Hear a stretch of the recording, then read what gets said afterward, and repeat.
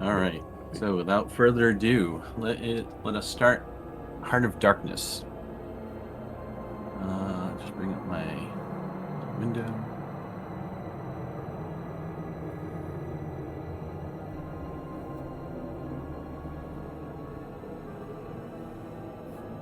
So as you already know from prior chat posts, the company, Weyland-Yutani, has found a new life form, and they want you to study it. Their offers are uncharacteristically generous. You catalog this organism, determine how it can be used, bring it back so they can slap their patent on it. Fairly routine stuff. In exchange, they'll hook you up with a cushy corporate department head position, secure you a book deal, and make sure the institute of your choice gives you tenure. And a lot of money. Like ungodly, disgusting amounts of money. Par for the course. So we kick off on Gateway Station. It's actually the day of your departure. You've just recently done a promo circuit, which included a TED Talk that you saw in Stockholm. You were all put up in lush accommodations for your panel, discussing the extrasolar scientific endeavors of the Geholga Institute, which you're all members of, minus Captain Luger. And you have just spent the last few days since then preparing for your departure from Gateway Station in orbit around Earth. So, let me move you to the next map. Now you are all aboard the U.S. CSS Seterina. It is a plasma trawling hauler captained by Ali Luger. Luger, you are currently in the bridge of the Seterina, and you are plotting your course out of system to take a 3-month FTL trip to your destination. I'll move you all to the map.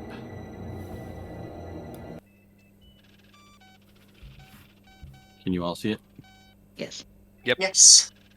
Okay. Currently, you're all in Gateway Station in the Sol sector. Ali Luger has plotted the trajectory to take you to your destination, 26 Draconis, outside the frontier.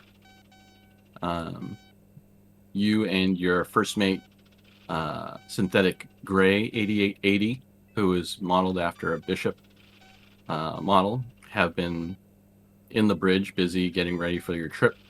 The rest of you are in the crew area of the Seterina, and I think you should all have access to the journal for the Seterina. I do.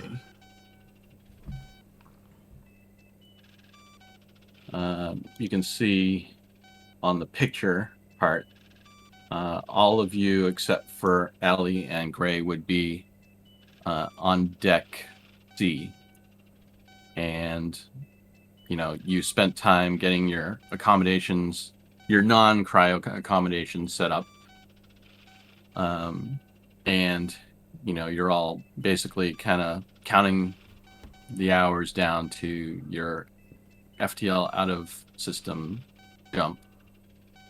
At this point, I'm sorry, Annie. I hope you had the presence of mind to start recording, because I forgot to say, go ahead and start recording. I did. Right before you started saying, okay, let's go. Something like You're that. so smart, Andy. I know. Except when it comes with audio controls.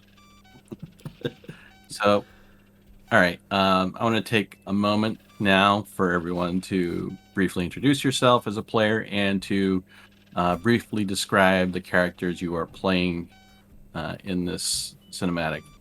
So why don't we start in order of top down in the player list for me, which, Andy, you go first.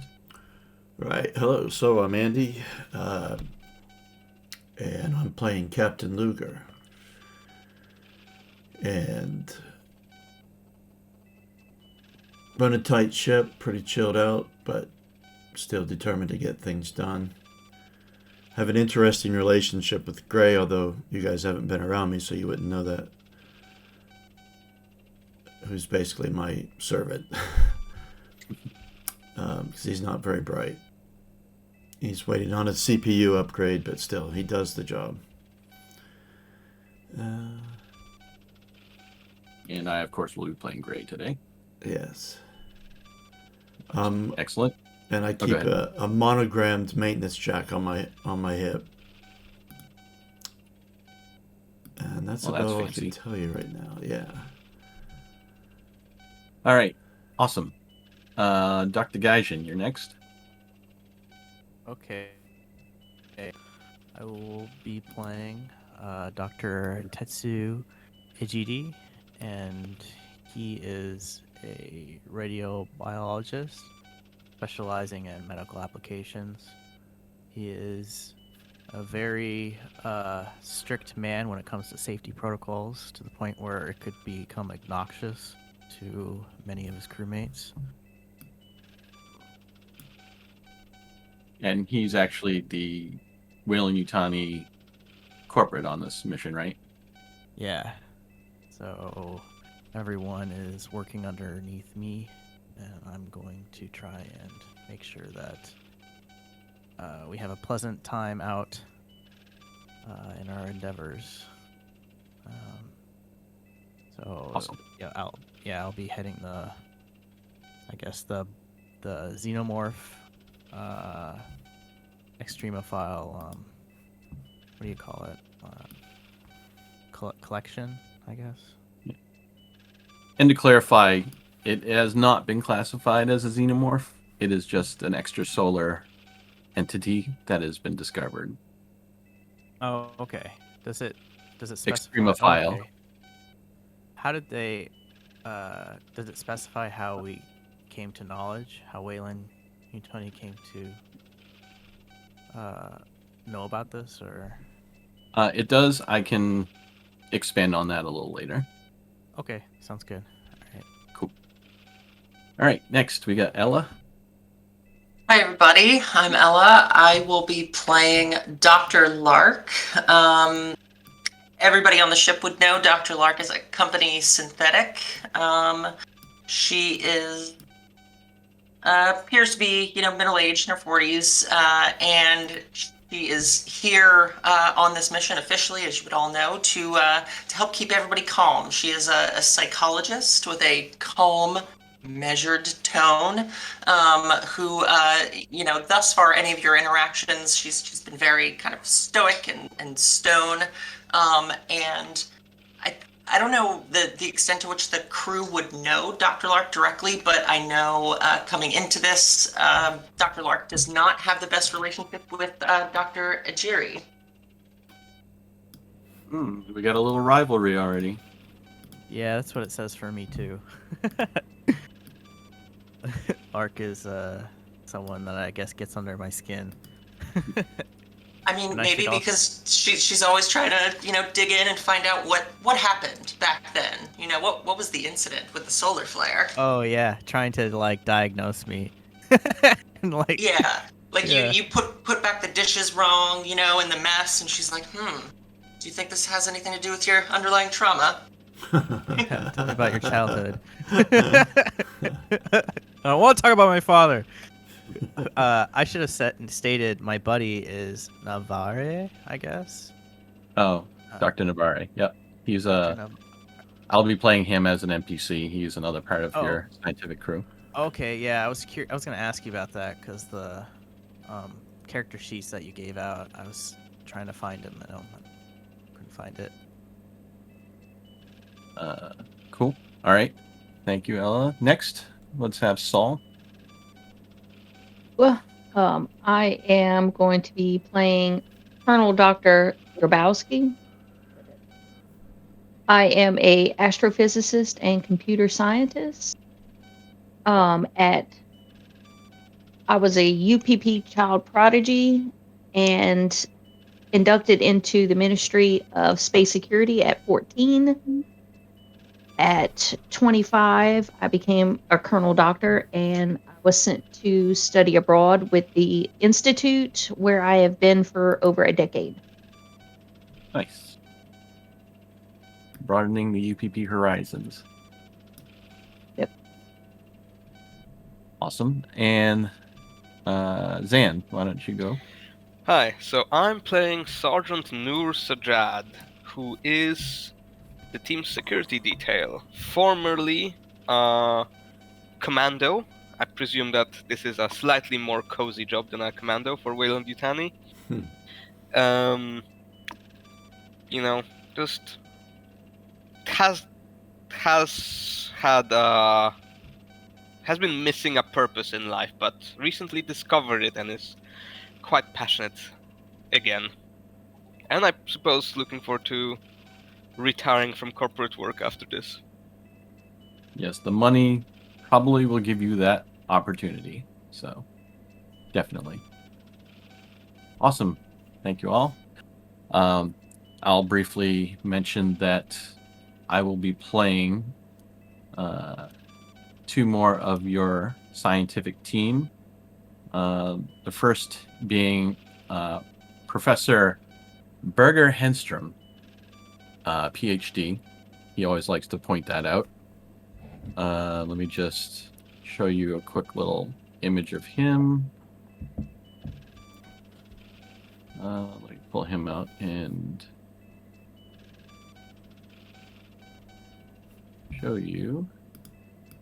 Sorry, 1 second.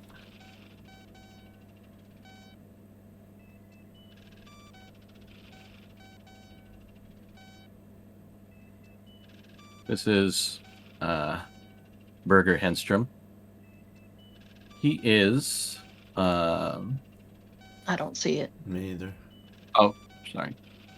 Yep, there we go. Okay. He is a xenobiotechnologist working for under contract for Weyland-Yutani, has tenure at Gehelgod Institute. He seems to be sort of like a party guy. He's very personable and outgoing. Likes to, make some noise when he's in a room. And he seems a little like he's holding back, like he might be debaucherous if given the opportunity, but he knows that he has to put up a sophisticated face to represent Gehelgod Institute. So that is Henstrom. The other individual who is part of your scientific team is Dr. Hector Navarre, PhD, and he is he's a biomechanical engineer, and his expertise involves identifying and altering the chemical processes of living things. He's methodical, structured, and quiet and patient. He's sort of like the demure older gentleman of the group.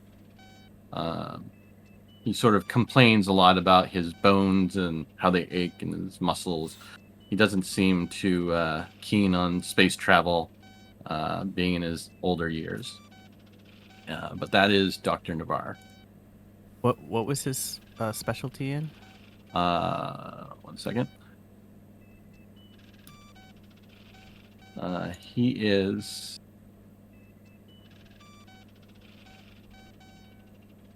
a biomechanical engineer. His expertise is identifying, altering chemical processes of living things. Okay, thank you. And to round out the team, not your team, but the group of you, is Gray 8880.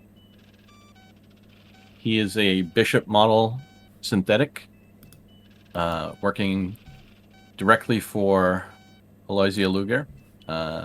Like she mentioned, or like Andy had mentioned, he's not too bright. I mean, he's got the processing power of a synthetic, but as far as autonomy, he's a little lacking. He seems to have trouble tying his own shoes unless you tell him to do so. So, but give him a task and he does it phenomenally. So, Luger is just biding her time, saving up for that upgrade so he can be a little more independent. And that is your crew. Now, on the bridge, Luger, you're sitting in your piloting chair next to Gray. Gray's giving you system updates, and you are just about to depart from Gateway. Any conversation you want to have with your walking doorstop? Yeah, I'm making my navigation calculations. Focused on the screens. Gray, did you get those processing units installed? It's a little bit laggy again. It's really annoying. Yes, Mom. I believe that I have. I can double check my itinerary that I write down in my my recharge quarters. Would you like me to check to see if I did it for sure? I'm pretty sure I did. No, that will take too long. You just can't. Oh, never mind. Okay, never mind. And in fact, why don't you go see if our passengers are secure and ready to depart? Why, yes, Mom. I will do that immediately. That sounds like an excellent task. Of course. And he starts to unstrap from the co-pilot chair and begins to leave the bridge. I'm going to bring you all to this map. Actually, not quite yet. We'll still stick with Theater of the Mind for now. All right, down in the lower deck, where you are all congregated, there's a general gathering area, sort of like a rec room. Weyland-Yutani, since they know that you are all sort of VIPs and want to make you comfortable as possible, they've actually brought aboard for your enjoyment a pool table, a ping pong table, an old-fashioned pinball machine that they've set up in the rec room of the set arena. These are all things that Luger would probably never have been able to afford on the shoestring budget she runs her ship on, based on her quotas. But she'll take the added amenities for as long as she can. So for all of you down in the lower deck, what are you doing at this moment? Have we left? Nope, Have you're we left still Earth yet? you're still attached to Gateway Station. They're getting Okay. prepped for departure. I'm sending last minute vid mails to my wife and my kid. I would assume he'd probably be doing something like that. Nice. Anyone else? I think I'm probably playing pool with someone. Oh yeah, Burger is definitely taking you up on a game of pool. Okay, well I do have to beat him because he is my rival. He highly doubts that you will, but he's definitely a sporting type that will try to let you feel like you have a chance to win. Hey, Being the introvert that I am, I'd probably be over there playing pinball by myself. yeah, you can hear the bing, bing, bing, with the flappers and the bells going off in the background.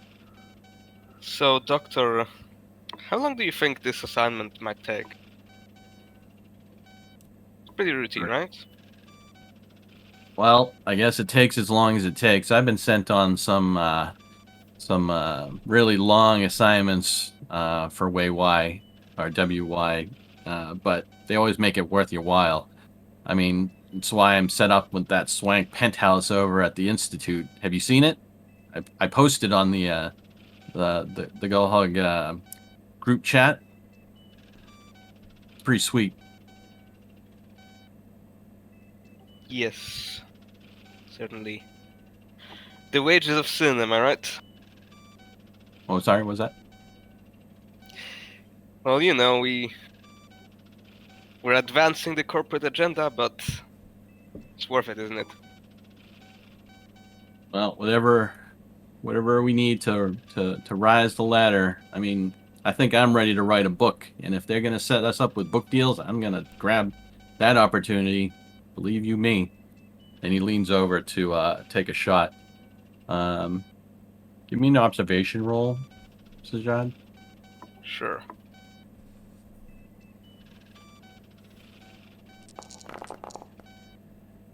Sweet. As he leans over the pool table, and you're standing there with your pool cue watching him take a shot, somewhat behind him, you look and you notice something strange on the back of his neck, and poking out from his shirt collar looks to be a tattoo of a barcode. Interesting, but I don't think I would remark on that. Okay. He takes his shot, he leans up, and he goes, he pockets the 6 ball. He's like, "Booyah! Take that." God damn. What is Luger doing right now? I'm monitoring the systems, going over pre-flight checks, and Okay. making sure everything's working out. There's a part of me that doesn't quite trust Gray. I would double checking like a mother would, and because I want this to go smoothly. As you're prepping, the radio chirps on.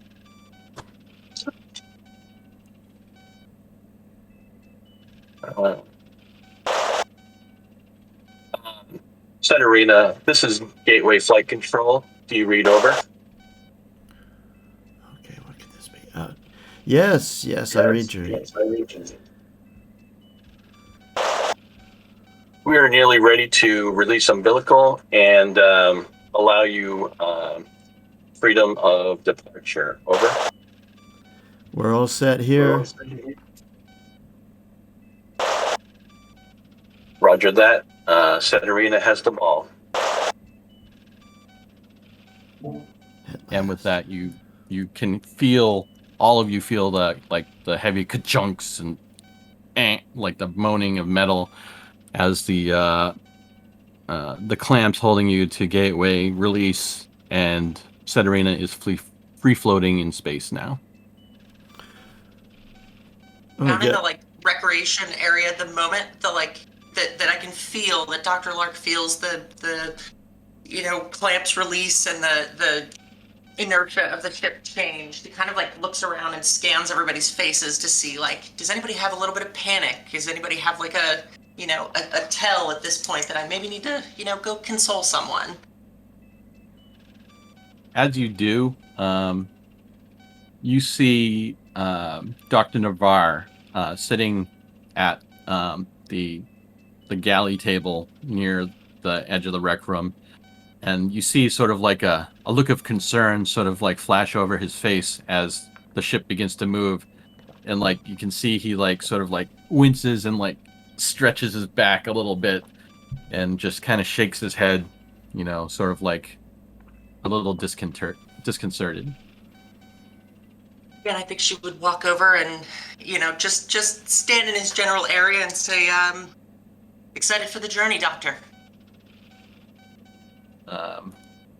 Navarre looks over at you. "Oh, miss, it's hard for me at my age to get excited about many things, least of all space travel, if you really want to know. But it is exciting to be on this adventure. It might be one of my last, considering that I don't think that I'll be up for doing these long excursions. I'm hoping for Gahalgod to work out my, my parting finances, I think it might be close to retirement for me. But that's neither here nor there. But thank you for asking, Dr. Lark. Of course, Doctor. If you need anything, please, I'm always available. You have any painkillers? No. Yeah, she like, reaches her hands into her kind of coat pockets. She says, fortunately, I'm all out, but I'm sure we have some in the galley or in the med bay. I'll have to make a note of asking that peculiar android Gray for something to ease my little aches in my bones. But thank you for checking.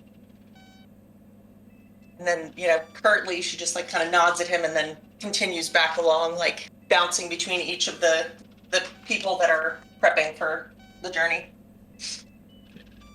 As you walk away, Gray actually enters the rec room and looks you over and sort of stands motionless at the door, sort of looking at you all, just creepily.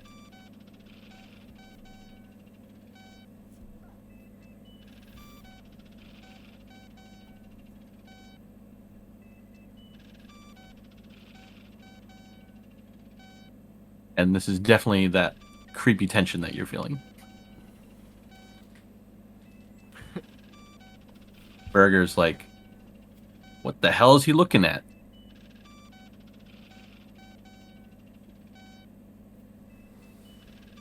Hey, Sajad, go knock that guy and see if he's still awake. Okay. So, I'm sorry, I missed for a second. That's the android? Yeah, Gray Gray. has come into the rec room and is just standing at the door, looking in. So I woke up and put my hand on Gray's shoulder and say, Gray, is everything okay? He doesn't really do any expression, but he turns his head and looks at you and says, I am working at 100% efficiency. I was admiring the humanity going on in this room. It is very, very uplifting to see people in their natural, I would say not environment, because obviously the ship is not a natural environment for you humans, but in your natural state of contentment. I didn't want to interrupt. But since you've started my conversation with you, I would like to say that we are currently departing from Gateway Station and that we should probably prep for FTL travel within the next half hour. Thank you. And yeah, maybe you'll be an anthropologist someday. Oh, if my captain can afford that upgrade, I would be most joyous. And he sort of curtsies at you, half bows, and walks out. Berg is like, what is his major malfunction?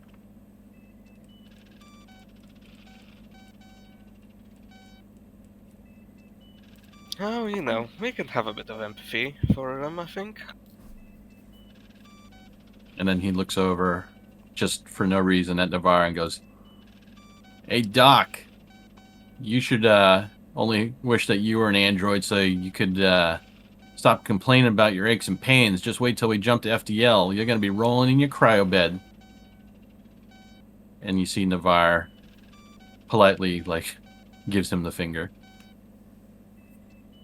Lightly.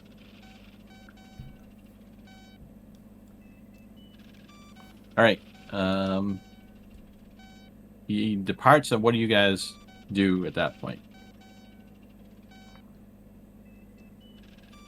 I will monitor systems for a while once we hit FTL before I go into cryo. Just to make sure everything is running smoothly. Okay. Gray enters the bridge and sits back down in the co-pilot's chair. I've let the... Oh, go ahead. I was gonna say, how are they?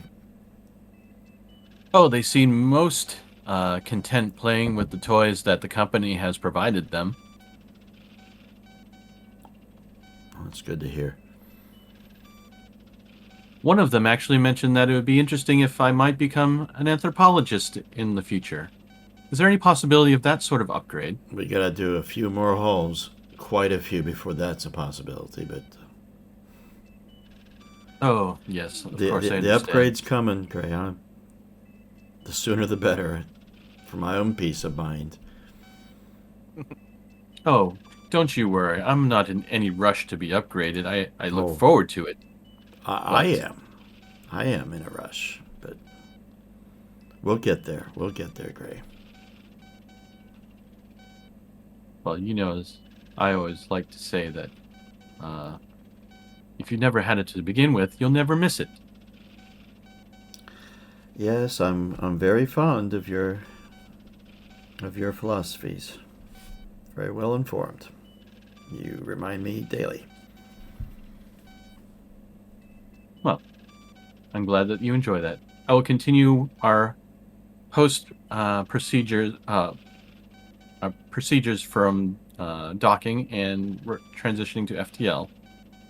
Thank you, Gray. And he sort of turns from you and completely seems like he's forgotten you're even there and is just going into his calculations.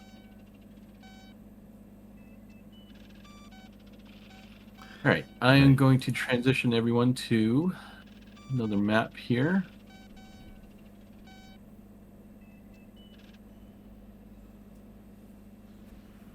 Let me know when you can see the Setarina flying in space. Yep, can see it. Yeah. Yep. And if you could please go ahead and drag your token onto the map somewhere. Most of you are in deck C.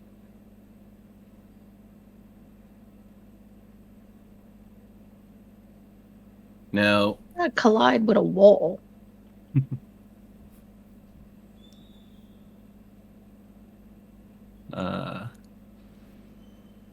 try. Are you okay? There you are. I just deleted it and did it again. Okay. So, out of character, I just wanted to check with you, Andy, that since you are basically the owner, well, not the owner, but the operator of the ship, you and Gray would basically have access to any part of the ship. Do you want to let the crew have access to any part of the ship, or does it make sense to you that they are restricted to just where areas that passengers would be deck C? Yeah, and they're also they were on deck D before. Is that right? When they were I thought you'd said D when they were their quarters, but I guess it was C. I probably meant C. Yeah. No, I would say as passengers, they don't need to be anywhere else. So I would restrict them to C. Okay. Because that's got everything they need: med bay, cryo, galley, rec room, their quarters. All right. So, as passengers, you would all notice that there are some doors that are restricted access that you cannot open to other decks, but you do seem to have full run of deck C. Are you restricting them from the bridge? Yes, but not obviously between, comms could get in touch with me. Right. You have open intercoms all over the ship. So if you want to talk to Luger or Gray, you would just have to hit the intercoms. Yeah, and as we departed, I would be on the comms say, "Hello, this is your captain, Captain Luger. As you can tell, we are on our way. Please feel free to be comfortable, but as I'm sure my illustrious colleague Gray informed you, we'll be getting into FTL here very soon."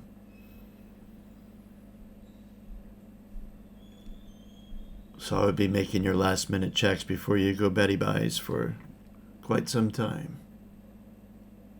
If you need me, Over the though, I'm comm. available on comms. Not long after you do that, the comm panel blinks from C-Deck, and you can see it's coming from the non-FTL quarters of Dr. Navarre. Right. I hit the button. Hello, this is Captain Luger. Oh, Captain, thank you for taking the time to answer me. This is Dr. Navarre. I'm just feeling a little bit of the strain of the G's on my old body. Do you know if your compatriot could send over some pain relief in the form of maybe some, like painkillers? Not anything strong, just something like heavy dose of aspirin or ibuprofen. Sure, not a problem. I will send him straight away. I'm going to let go of the intercom button, speak to Gray. Maybe they need a CPU upgrade too. He can't find medbay. Gray, would you be a dear and go and get the good doctor, some pain reliever, please? I would absolutely love to do that, Mum. And by the way, your joke was quite humorous. Thank you. And he heads out for C-Deck.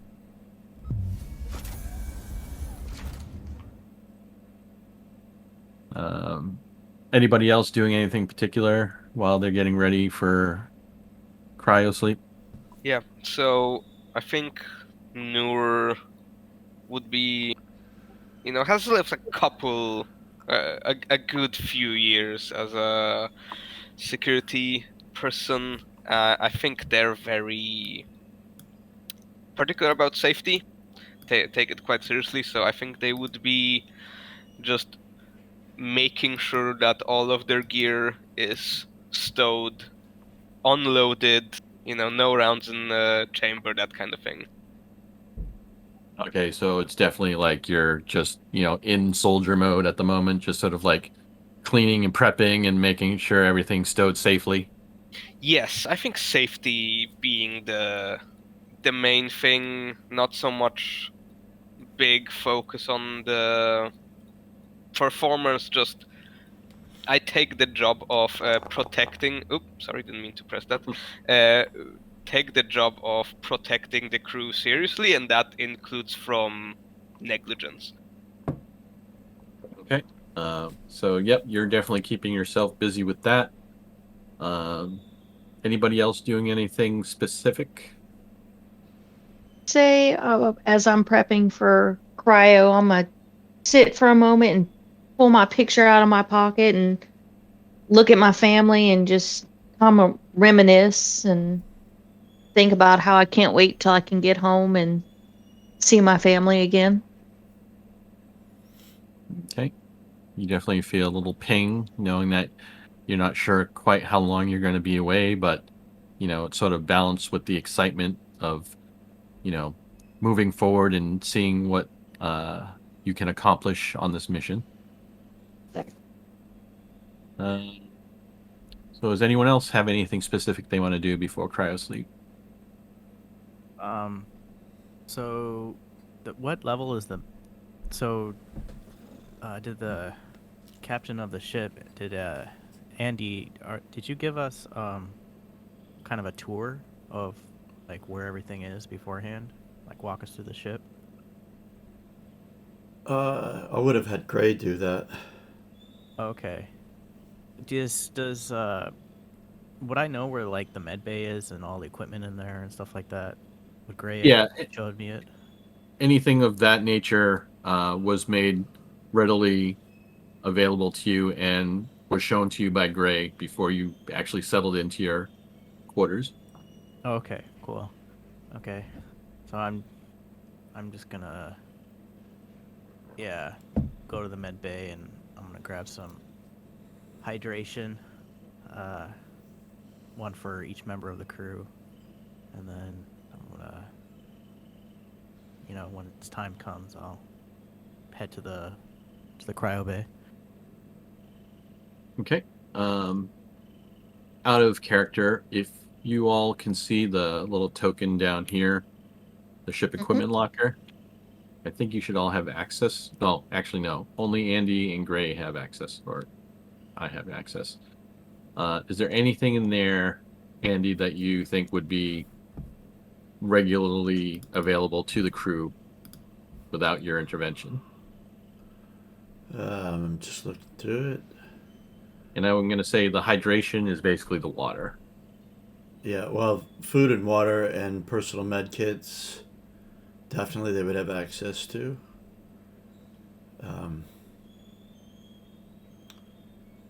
Okay. I am doing a little bit of resource management in this game, so if you're taking hydration, Gaijin, if Dr. Ujiri is taking that, I would like to reduce the water rations by that amount. So Okay. if you have access, you can go in and subtract whatever hydrations you're taking and add water to yourself that you can maybe divvy up later. All right. Let's do this. This is under I don't know if you have ship available equipment gear. access to get into that actual. It's the ship equipment gear. Yeah, so let me give you access. So right now, your owner, you can change the number of water. Okay. So I had zeros for under the water On your character. on my character. Yeah, Okay. so change that to 6. And just Oh, mind okay. you, See. that water rations are a quarter of a weight each. So I'm going to G. give you permission to go into the items.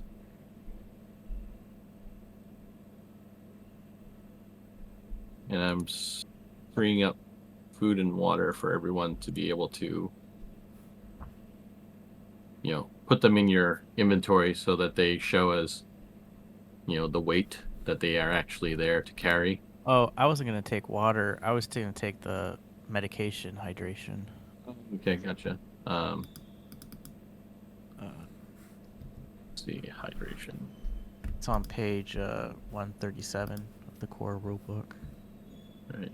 I'm just gonna change. I'm gonna create an item because I don't have that immediately available to unlock. Just call it hydration.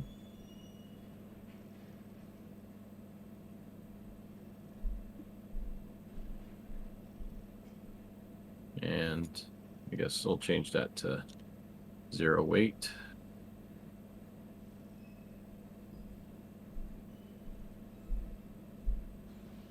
It's not already You see that? installed, Sean, with your core rule booklet? It might be, but I just don't want to take the time to futz Oh. around with that right now. Oh, okay, sorry. I thought it'd be right there. That's right.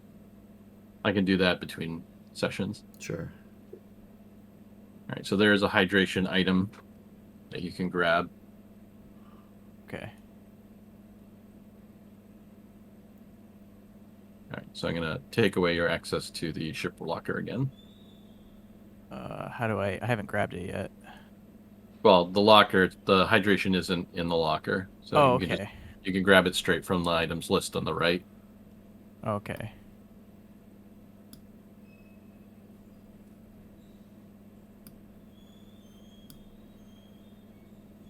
So as you're in there doing this, you see Gray walk in, heading for the medicine cabinet, and says, "Ah, good evening, Dr. Ujiri.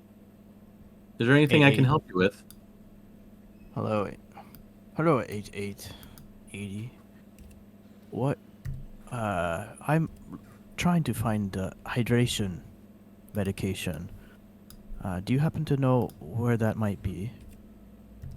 Oh, but of course. And he goes and opens a cabinet down below one of the countertops, and you see just a stock for as many people that would need hydration down below. There you are, Doctor. Help yourself. Make sure you dispense to the crew as you feel necessary. Yes, that was my intention. What are you doing down here? Did you come down here to assist me to the cryo bay? Are we Oh. leaving soon? We are definitely leaving soon. I was actually going to procure some medication for Dr. Navarre. He seems to have a case of the space aches, I guess you would call it. Base aches. That's new to me. What are you procuring for him? We have a readily supplied cabinet of amlodipine mesylate. We have ibuprofen. We have aspirin. Okay. Well, I guess. Well, I don't know. I guess he is quite old. I'm surprised Waylon Utoni's authorized him to come out on this trip. Please don't mention that I said that, Gray. Oh, never. I'm keeping your words in strict confidence. Thank you. Okay, I will be off. And I walk out and start heading to the rest of the crew. Okay. Shortly after you leave, he actually closes the medbay door and walks towards Dr. Navarre's quarters. So, everyone, I guess, is stowed your regular equipment in lockers and have changed into your cryo pajamas, that sort of thing. And what's standard operating procedure for a company synthetic? Like, I assume Gray is probably going to stay up to pay attention to ship systems and monitor everything. But what would Dr. Lark do if we went into cryo? So, this is just a judgment call for me as a GM. I would think that any synthetics that are deemed, human-like and are supposed to act humanish would have protocols to emulate human behavior, similar to how David, wears a spacesuit and does things that he doesn't need to do so that he better fits in and is less jarring to the humans around him. Yeah, so Dr. Lark would actually be the first one in, changing into the cryo long underwear, basically kind of modeling for everybody else, come on, it's time to go. And Dr. Berger says, Dr. Lark, why are you getting in cryo? You're an android. He says, well, research seems to suggest that non-artificial persons find it comforting when there's continuity among the crew. So I'm doing this for you. Well, that's weird, but okay. Rocking those PJs, Dr. Lark. And he goes, and he gives you little finger guns. Gives him one back with a, just gentle smile. While everyone's getting ready, Gray comes down one final time and says, is everyone finding everything that they need for cryo? We'll be entering FTL shortly. And, Berger and Navarre seem to be giving him the thumbs up. Yes, thank you, Gray. All is well. Before we... Oh, go on. Go ahead. You go first. Nope, go ahead. Before we go into cryo, I suggest we take some hydration. It's better to take it before. I've been experimenting with personally. You're welcome to have some now or after. I'm going to leave it on the table. Okay. And for you to do that, I have this token which is called dropped items. So this is sort of a container that you can pass items between characters. So Oh, if you that's go cool. into inventory, just drag your items into there that you either want to put on a table or drop or give to another person so they can get it. All right, let's try this feature out. Let's see. Okay, so I'm dragging hydration. Oh, cool. I insert. Wait, user Gaijin lacks permission to create tile Excuse me. something. Oh, let's see. What about if I just put it on the map? Okay, maybe I have to put it directly into that. Are you trying to move the hydration into the token? Yeah, into a So- square box. Yeah, double click in on deck C. There's a little target reticle, Okay. which is the dropped items token. Double click it to open up its sheet, and go to the Okay. inventory tab, and then open up your check character sheet and drag your inventory items to that inventory. Oh, very cool. Judah? Okay. That's your favor. Nice. I Who? added it. What?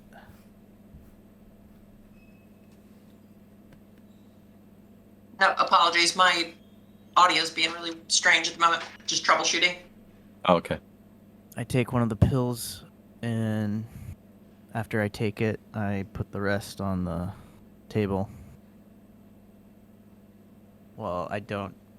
Yeah, actually, I find a place where it wouldn't be disturbed with the ship's motion, and make sure everyone sees me, and I put it there, I guess, so the pills just don't fly off and.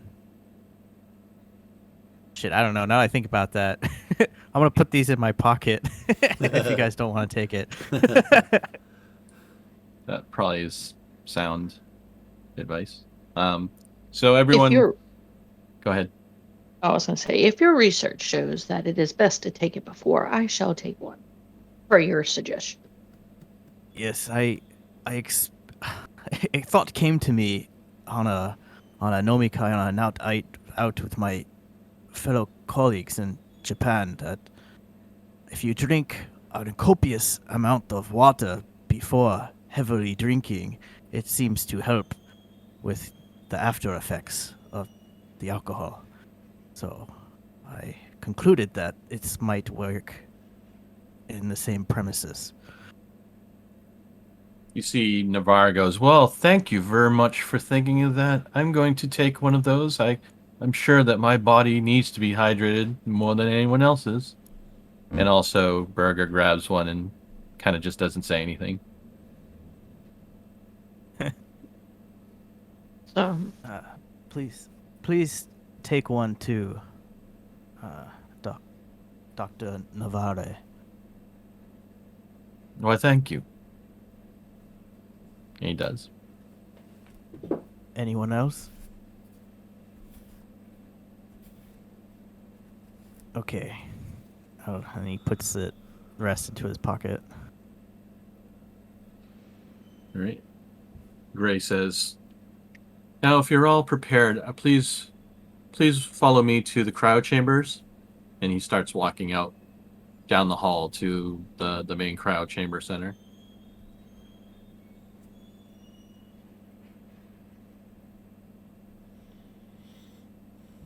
Dr. Lark would be hot on his heels, and saddle up next to him, and kind of quiet enough that it's just with him. She says, "Gray, will you be joining us in cryo?" He looks at you and says, well, I would love to accompany you. My duties on the ship do not stop after FTL gets initiated. Of course, you know that we do not need the cryo sleep. I know for reasons of a intellectual and psychological nature you are, but I'm going to proceed to keep an eye on the Ceterina while you sleep.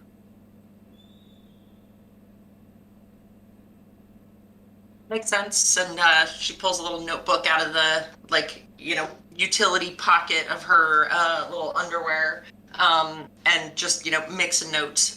Gray will be awake for the duration. Just keeping the minutes for the journey so far. He notices you taking notes, and he says, "I must remember to do that when I have my upgrade. I'm sure notes will be much more helpful being carried around than being posted in my quarters every time I have to go back and look at them." Yes, that seems wildly inefficient, Gray. I definitely recommend the update. I'll make a note of that. And he walks away, like heading for his quarters for a moment. He's like, "Oh wait, I have to take care of cryosleep first. I will do that after." Kind of looks at him concernedly, like maybe I'd counsel him, but it's not going to help. It would literally go in one ear and out the other. All right, you guys all make it to cryo. Luger, you're still up in the bridge, preparing for FTL. Gray gestures as you see the cryo lids open. You've each been given a specific pod. Please check the bio readouts for your name, and have a safe and lovely sleep.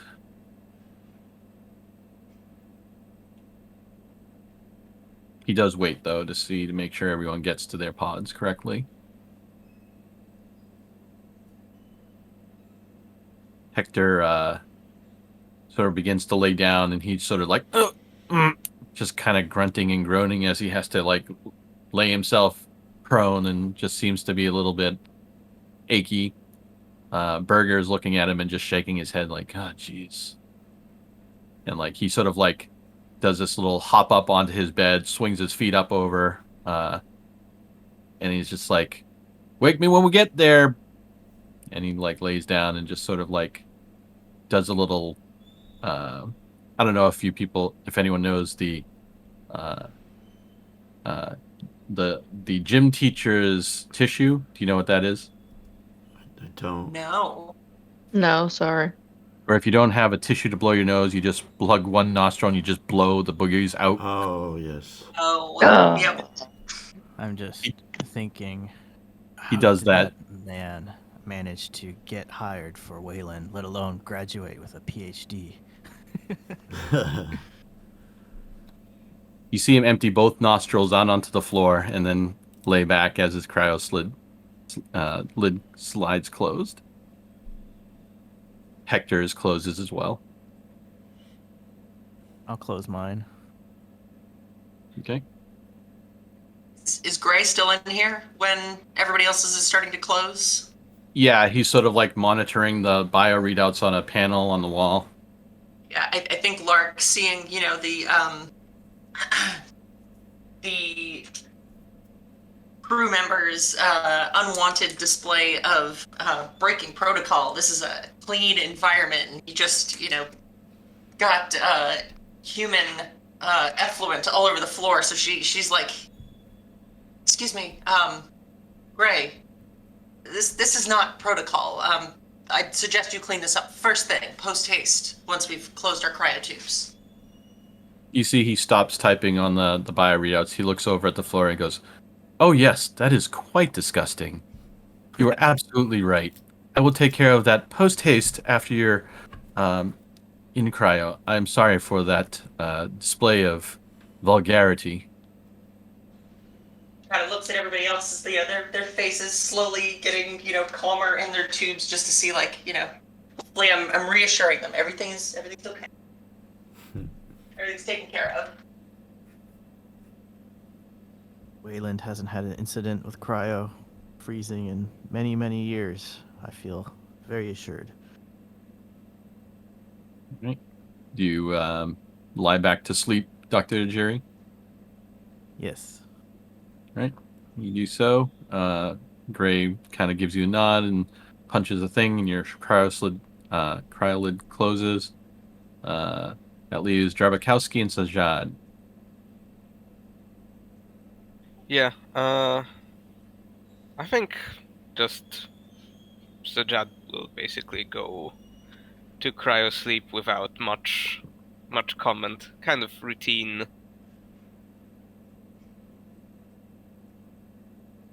Okay. She just lies back, closes her eyes, and just Yeah, I commits think to- so. Okay. You go ahead and you fall into a cold slumber. And Drabakowski. I just got in my tube with no real interaction with anybody else, keeping to myself, and climbed on in and closed it up. All right. And you fall into your slumber. Gray sort of half expectantly looks at you, Dr. Lark. She says, yes, I almost forgot. And she like presses whatever buttons necessary to get it to start going down, and maintains eye contact with him at least until she's out of his like eye line. Okay. He just smiles at you while you get into your cryo chamber. Will you be requiring anything else, Dr. Lark? Well, out of curiosity, Gray, will you be monitoring anyone's dreams or, biofeedback during the course of our journey? Oh no. That equipment is far too out of the reach of our budget. Dr. Luger can barely afford the cryotubes that are in here. Knowing he's this is out of character. He's kind of a deficient, not the most advanced model. Can Dr. Lark kind of try to, knowing what she knows of other synthetics, like try to read him to see like, is he just not telling me anything? Give me a manipulation.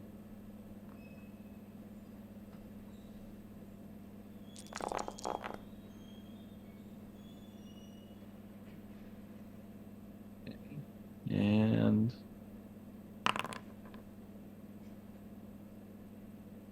so you're really like putting in extra processing power into your stare to kind of like check for any anomalies in like his like irises, his lip movements, anything in his auditory tones, and you think you're pretty much looking at a shoe.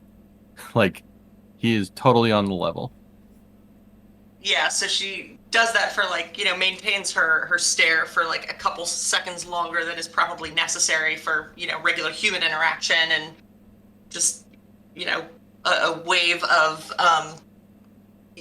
like her she's focused for just a second, and then it kind of goes to flush, and she's like, okay, no concerns. And she says, well, thank you, Gray.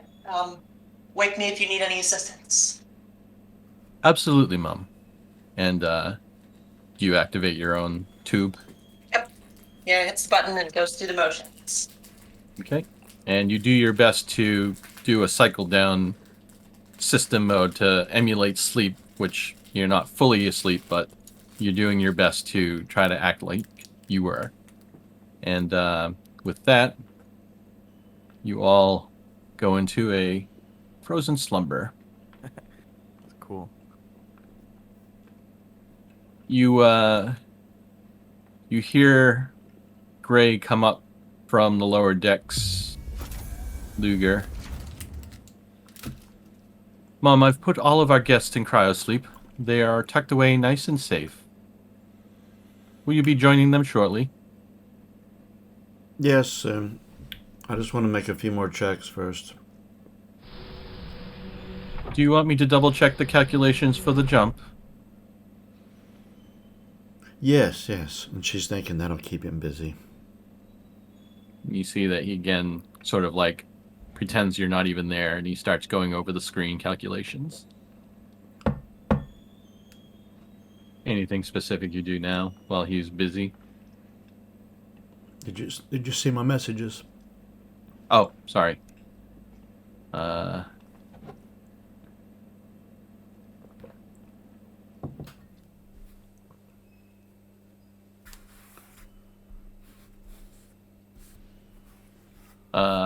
For your second question, yes, you can say there are two.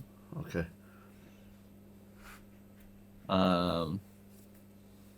And for the first, everything seems to check out. All right. Yeah, it wasn't necessarily private. I just didn't want to distract what was going on with the rest of the game. No, that's cool. Also a good test of the chat. Yeah. Yeah, that's what I was really doing. I was helping you out, so that's cool. So as you're getting ready to initiate FTL, the comms crackle to life again, and you hear Marina, this is Gateway Flight Control. You are free and clear to navigate. Your flight plan has checked out. You have no anomalies. You are go for FTL. That's good to hear, Gateway. See you in several months. Be sure to bring back a souvenir for us, would you? Yeah, I'll get you a t-shirt. You see a little, you notice. you know some of the flight controllers, and you see a little emoji come over your screen with a little middle finger. All right. If you want to initiate FTL, go ahead and give me a piloting roll. All right.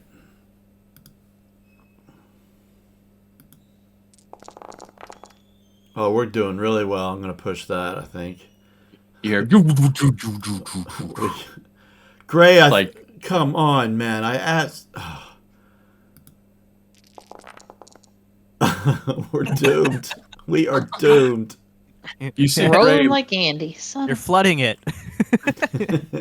You see Gray look at you quizzically as he can hear the engines like sputter a little, and says, "I'm sure that the equipment was nominal. Would you like me to try to initiate FTL?" Yes, I would. Okay. It wasn't a difficult task I asked you to do. I mean, we were here at Gateway for a good week.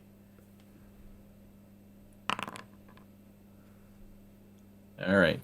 He punches a few buttons, and you hear, "Doo-" and like all the lights go green. And he goes, "Apologies, Mum. It may have been my mistake, but at least we're on our way now." Yes, there is at least that. Would you like me to prep your cryopod? Yes, please. Right away, Mom. When he gets up, heads out, and closes the door.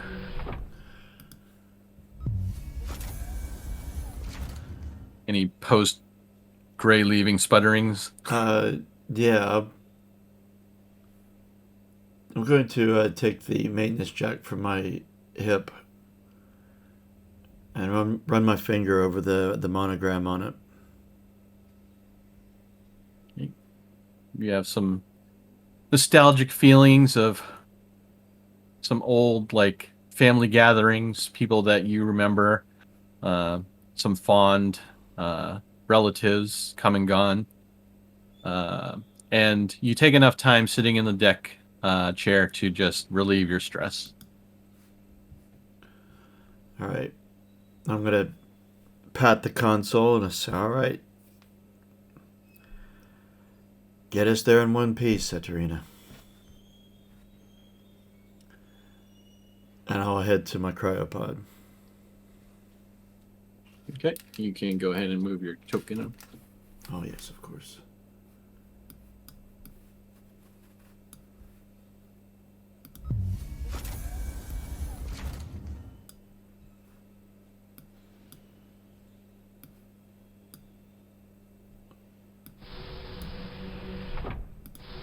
You come in and you see that your cryopod is open, sitting there with your monogram pajamas. All right, I'll change and Great. Be a darling and get me a hydration, please. I'm not waking up with a headache again. It would be my pleasure, Mom. And he goes to the med bay. Doesn't take very long. Comes back and he hands it to you, and there's one in the dropped items there on the right if you want to. All right. Oh, so I didn't recognize it. All right. Come on. Got it. Will there be anything else, Mom? No, that's all. Do a system check on yourself and shut down other than the weekly maintenance observation of this ship as we travel. As per our normal, if you remember that. I made quite a few notes in my quarters regarding that, and in my processing unit, so I will not forget. I know. See you in a few months. Good night, Mom. Good And night. he cycles your cryos tube to close, and you take a cold nap. Not the really bad cold nap, just Not the permanent cold nap. not the permanent cold nap. And he heads back to the bridge. All right, you all are traveling for 3 months. Again, you can see the course that the Setarina is taking, which will take all of 3 months to get to 26 Draconis, your destination. Luger and Gray have actually done this run several times in the last few years. All of you it's the first time you'll be there, obviously, and the first time any of you, besides Luger and Gray, will be beyond political borders. This is unclaimed space. Time flies. You have whatever dreams you're going to have. And you all start to come out of slumber. And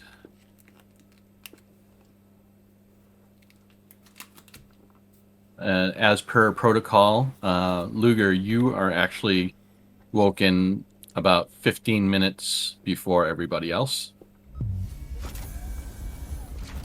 Okay, so I'm already dressed and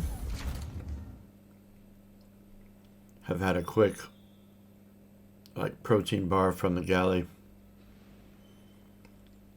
And of course, a cup of coffee. Gray comes into the cryo chamber area after this is sort of like backtracking a bit after you've gotten up. Yeah. He's giving you his customary greetings, says that your coffee is ready in the galley the way you like it, which is however you'd like it. Black with 2 sugars and some cream.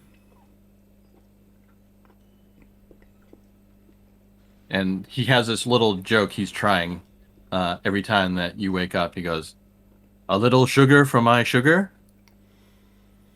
She closes her eyes, a little bit of a grimace. Yes, Gray, thanks. I hope the joke is not losing its effectiveness after the 7th time. 7th? I believe I've told this joke to you 7 times. I could have sworn it was more than that, but yeah, no, that's good. It's good. It's good, Gray. We'll have you on the stand-up circuit before no time. Do you think I should try it with the rest of the crew? Sure. Make them feel at home. I'll be in the galley.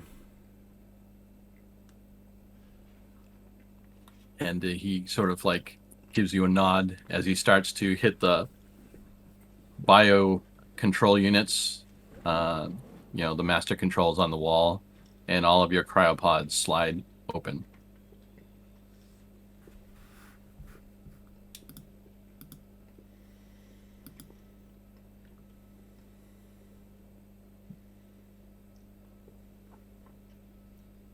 Who's the first to get up? Lark would sit up first and try to do not like overly loud, but do like a an attempt at a yawn and stretch as best as she can emulate humans. You see Gray look over at you and go, "Oh, very good, Mom." She just like catches his eye for a second. Thank you. Been practicing. You see Burger is the next to stir, and he sort of props his elbows underneath him, and he sort of like leans up. If anyone's ever seen the movie Aliens, the way Drake looked when he woke up out of cryosleep, that's kind of the face he's making. Just not very pleasant. And he sort of like gives a and he spits a loogie out onto the floor. It's like, damn cryosleep always gives me a damn weird taste in my mouth. And I'm Gray starting looks to.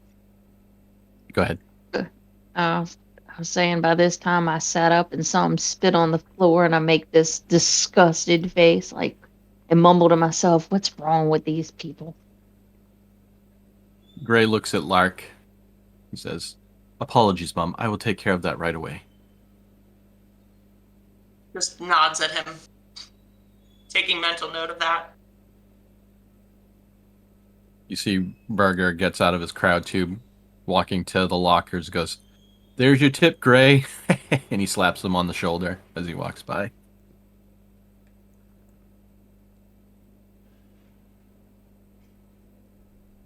Gray, like, no change of expression whatsoever.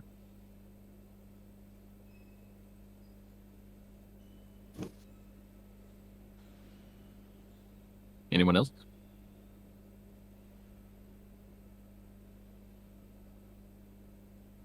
Sajad getting up or just kind of waiting around? Yeah, I think getting up and just staring in disgust at the mess. I think Sajad would pretty quickly just try to get on their feet and get their bearings and make sure everything's gone okay. It's routine, there's no reason to assume it hasn't, but better safe than sorry. Okay. You start your routine, makes you feel comfortable. Everyone else, you can see Dr. Navarre is like really slow to get up, and he's just really kind of straining to like sit up in his cryopod. Gray is going to walk over. "Dr. Navarre, would you like me to assist you?" And Dr. Navarre's, "Oh, yes, son. Thank you very much. My body isn't what it used to be, and I just don't think I'm cut out for this long duration flight stuff anymore. But thank you very much for the help." And he sits over the edge of his cryopod. Gray notices something in his face and immediately grabs a little bucket, and Navarre just hurls into it.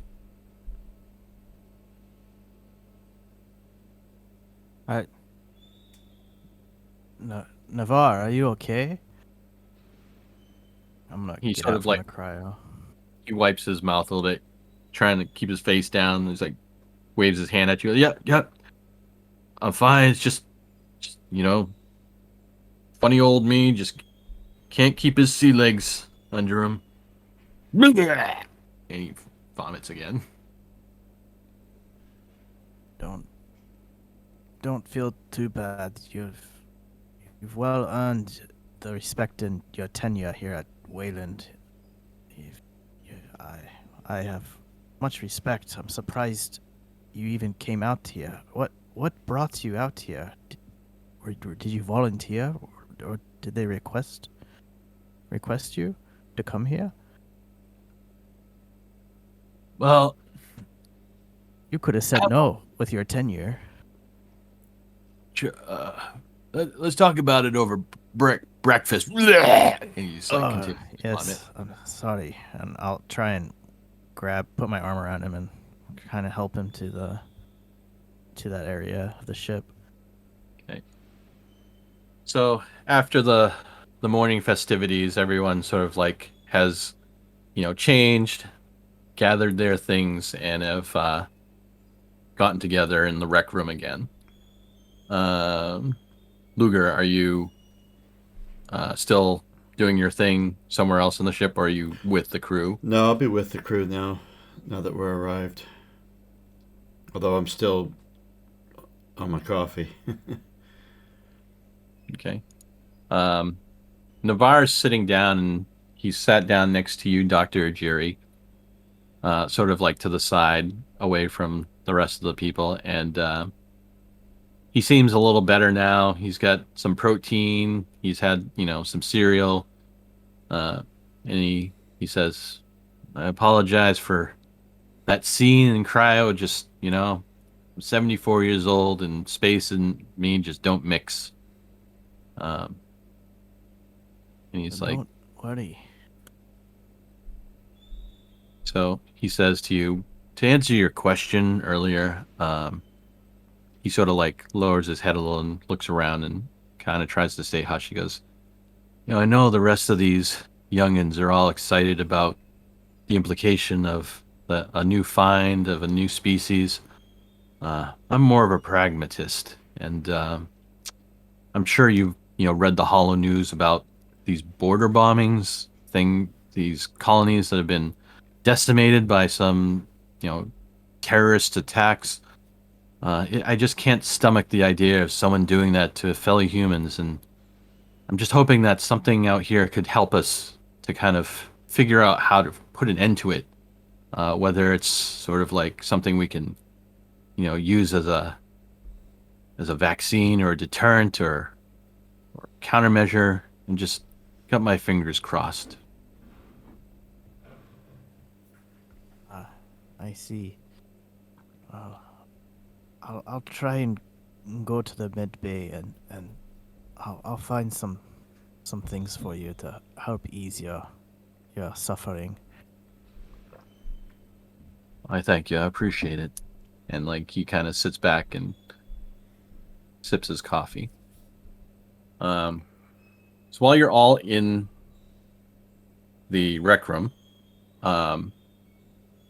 you can tell that Gray, given his limited functions, is very studious and precise. He walks in precisely at 7 a.m. ship time, and seems to be ready to give a presentation. He looks over at you, Luger, and says, I've received instructions from the company. There's a message here.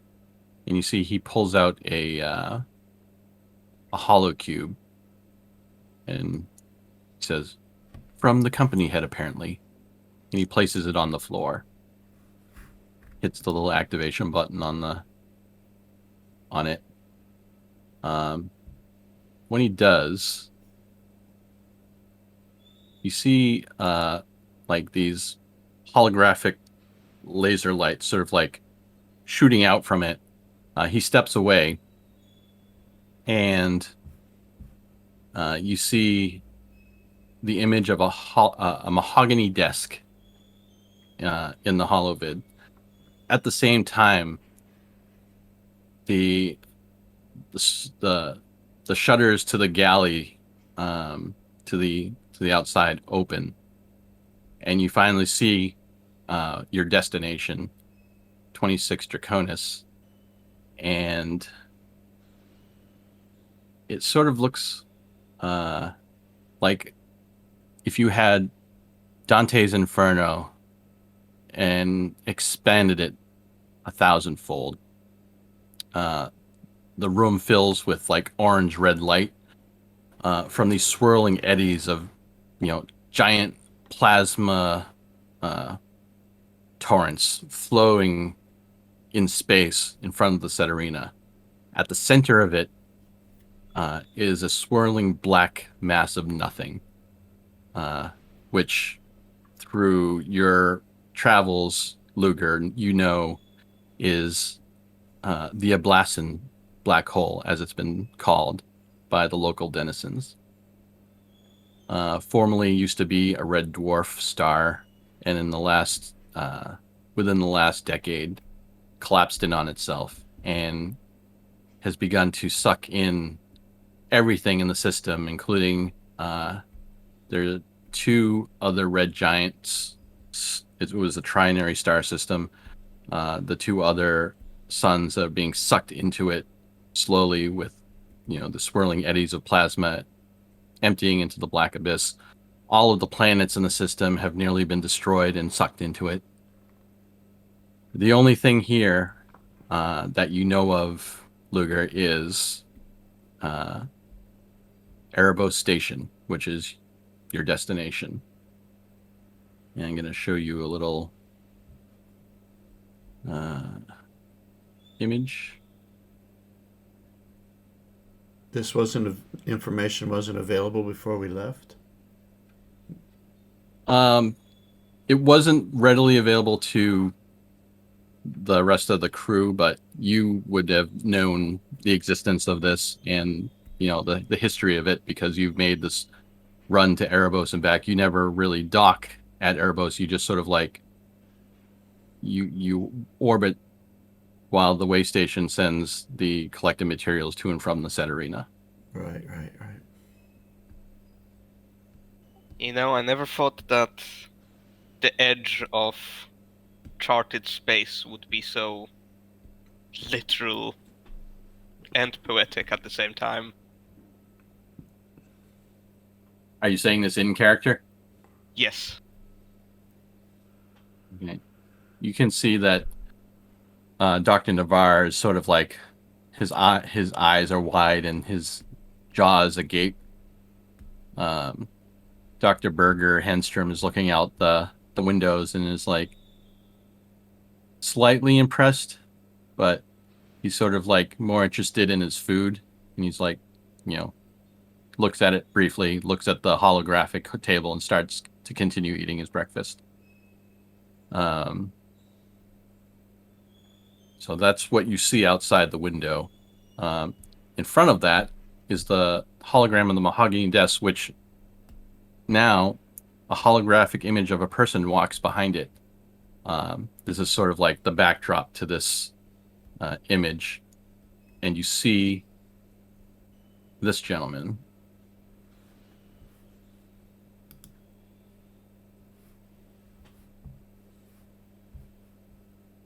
You can click on the picture.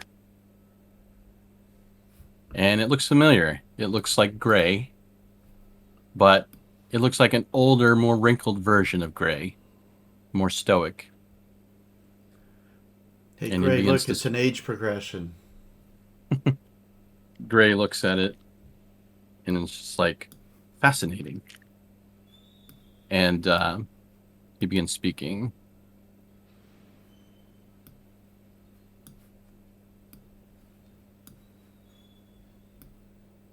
You look confused. Probably wondering why a synthetic is sitting behind a mahogany desk. Understandable. Magnificent, isn't it? Living in that swirling plasma soup is a xeno-extremophile they're calling the Hesdalan lights. The lights fit all the criteria for life, and they may even be intelligent. Erebos observed them swarming around a significant meteoric mass in the plasma field, so we gave the green light to anchor the meteor to the station for study. Erebos' science officer, named is Clark, will brief you more on that when you arrive. Now, a couple of safety concerns. First, Erebos is a Weyland-Yutani prison worksite. 99 conscripted convicts. Warden Douglas Stikes and his android officers maintain order. Just don't wander off alone. Second, that black hole puts out electromagnetic energies that can scramble your brain, like staying awake during FTL, but much worse. If you feel depressed or paranoid, Talk to Dr. Lark. If you start feeling anything extreme, report to the station's medical officer, Webb. He's got meds to help. Now about these lights. How smart are they? Is there a pattern to their flashes? Are they trying to communicate? What exploitable properties do they exhibit? Think of all we can learn from them. I only wish I could be there with you. Good luck.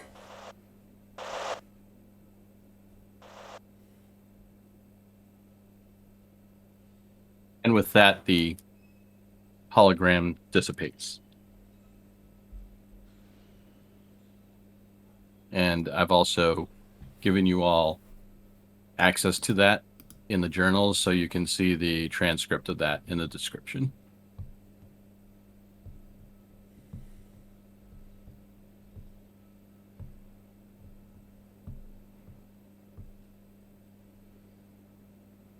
You see Gray. He picks up the cube after it's done projecting, sort of looking at it in amazement, and he goes over and hands it to you, hands it to you, Luger.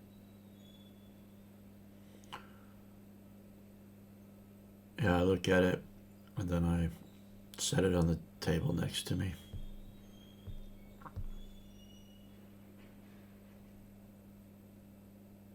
Have I ever had trouble with the electromagnetic energies when I've been here before? You have not stayed in system long enough to notice any of the effects.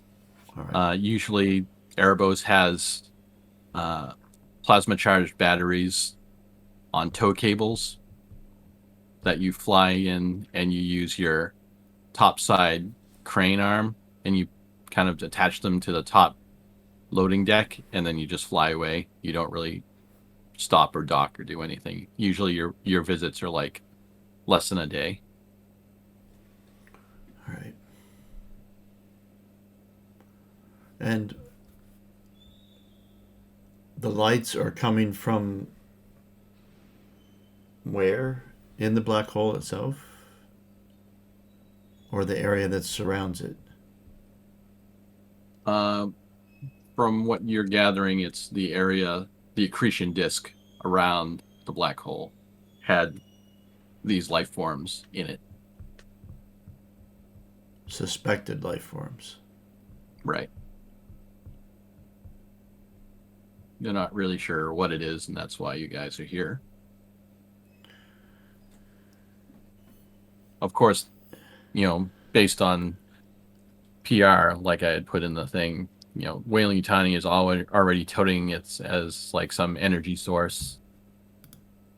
Whether or not it's really that or something else, no one really knows.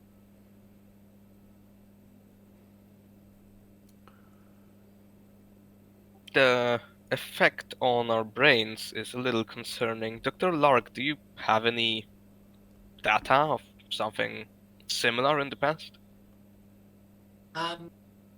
Yes, from what I understand, this is similar to the effects of being awake for a non-synthetic life form during faster than light travel. So effects might include things like memory loss, disorientation, fear. There are many effects.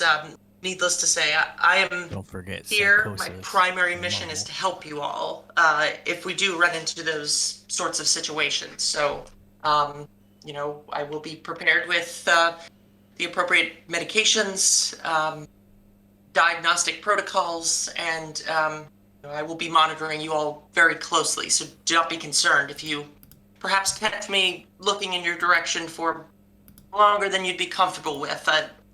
I'm just observing you for mission purposes.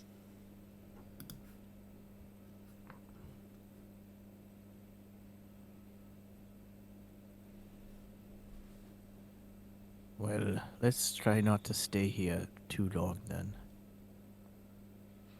Berger says, well, I guess that ain't up to us really. I mean, except that, if we work fast and we're smart, we'll be able to figure out what the heck these Hezdalan lights are before anything is too dangerous. I mean, I know I'll be able to figure out things quickly. What kind of incidents, medical incidents, has this station experienced? How did they acquire this knowledge? Is it prominent? I guess So, I'll have to ask when we get on board. out of character, no one has been giving in any information regarding that. Okay. What minimal information you do have is that the company found out about it probably like a month or less before you were conscripted to send, or contracted to be sent out.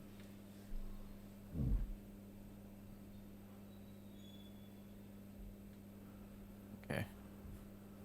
And Luger, you'd already been on your way back from your last trawling run before that information had come across Weyland-Yutani, so you didn't hear about any of that in your last visit. Right. And whilst I'm here, was I also meant to pick up some plasma?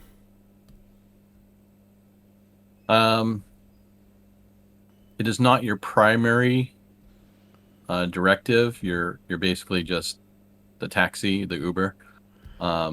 Your current quota has been suspended, so I guess if you felt you wanted to make a little more on the side, you could maybe do double duty while you're here. Well, I wanted to pick up at least enough for, because it helps, it gets funneled into the engines of the Set Arena to increase its FTL. So I'm going to want to make sure we have enough energy to, if we have to get out of here, that we can. Yeah. And again, like the swirling eddies around the accretion disk are like just free floating energy that you can scoop up with your collectors. It's just you'd have to be careful not to get caught in a gravity well. Well, I don't want to be taking any unnecessary risks. I mean, I couldn't even get the ship into FTL. Navigating the edge of a black hole is a little bit more intense than that, I would have thought. That's fair. But if there's a All right. safe way of doing so, I would like, when there's an opportunity, I would like to. Okay. All right. So, based on your last look at your instruments on the deck, you're probably within an hour sublight to Erebos itself. Is there anything in that hour that you want to do before you arrive?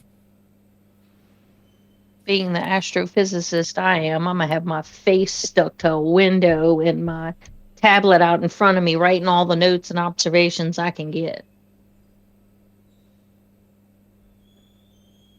You see Dr. Navarre walks over and says, I see you're very studious about this anomaly. It's very amazing. I can't believe that we're so close. Isn't it frightening? Oh, it is fascinating and beautiful. How can anything be alive in that? I can't even fathom it. There's so much we don't know about the black holes. I don't think it's for lack of wanting it, but probably the opportunities have been slim. At least, we have the chance now. I suppose we shouldn't squander it. Yes. Well, I do hope that you get what information you need. Thank you. See, Berger looks over at you, Luger. Says, hey, before we get there, you got any more chow that's maybe a little tastier than what you've been giving us?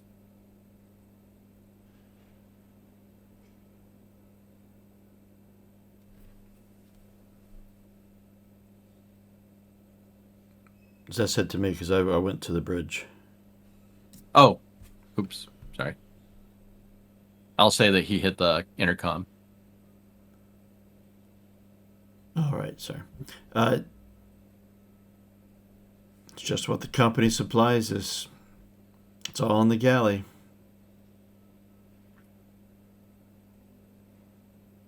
Well, someone dropped the ball. I mean, we were in Stockholm giving a TED talk for crying out loud, and we're here eating C rations. And Well- not even B rations. Yeah, do you really think that ship rations are the same as like a corporate event? Well, looky here, taxi driver. We are the event.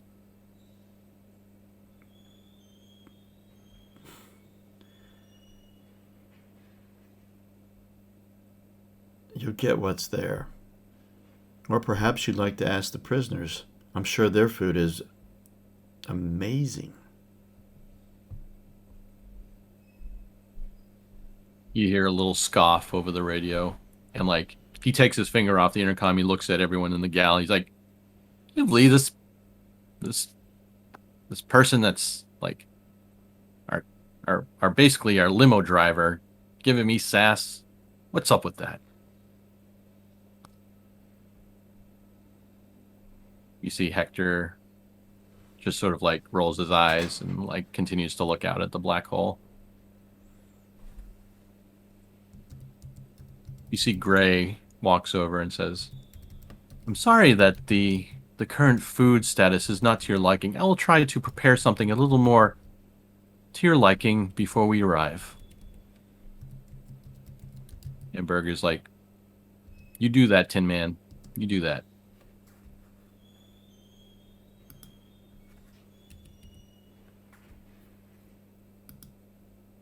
And Gray walks out towards the galley.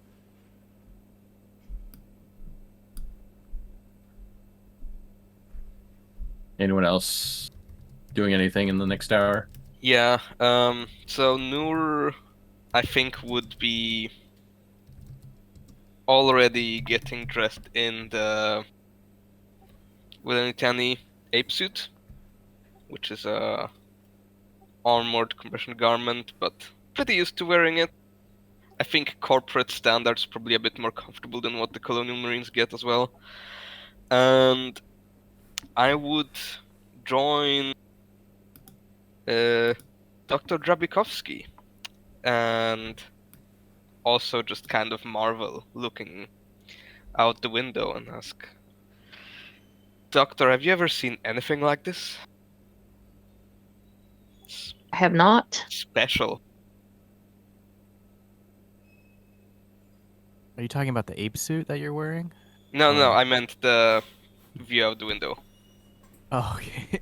Are you wearing it right now, or are you going to go put it on? I think I'm wearing it already. Check me out. Have you seen anything so amazing? Yeah. Exactly.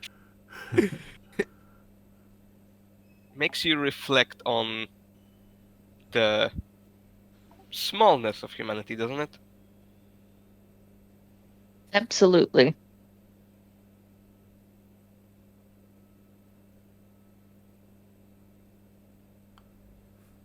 I just look at this ape suit and just immediately just leave the room and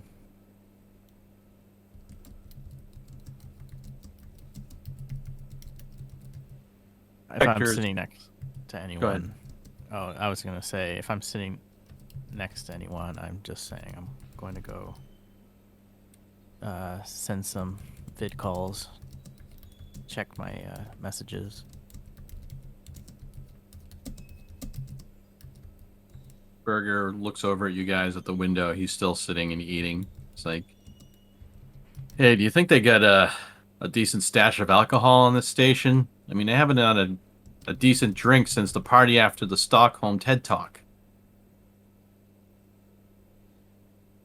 On a prison colony? I don't think those two mix. Oh, I guess, you know, if Weyland-Yutani was worth their salt, they would have sent a cargo ship with some supplies ahead of us and prepped the place, but, it's too much to ask.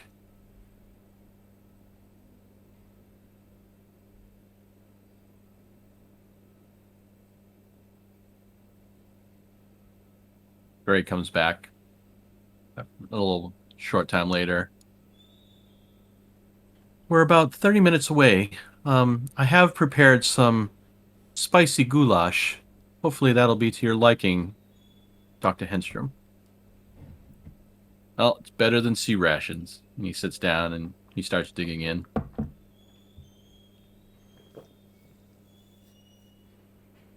When all the humans sit down to dig into the gourmet meal, I think Dr. Lark's gonna stand up and say, I'll take my leave now and check in on our captain. And I think she'd head up and check on Luger.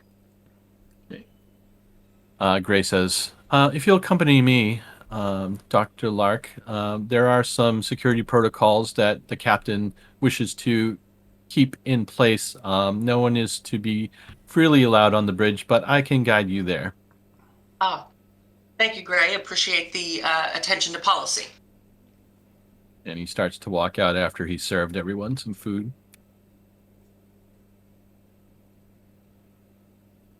If you accompany me to A deck, Dr. Lark. Certainly, and she give one kind of last look at everybody in the dining hall, and everybody seems okay. Nobody, I think she'd just be scanning for, does anybody look distressed at this point? Everyone just sort of in their own thoughts at this point. Nothing seems to be out of the ordinary. Perfect. Yep. Then she'd turn on a heel and follow Gray.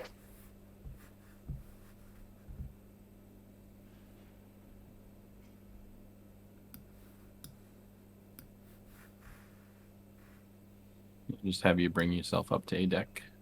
All right.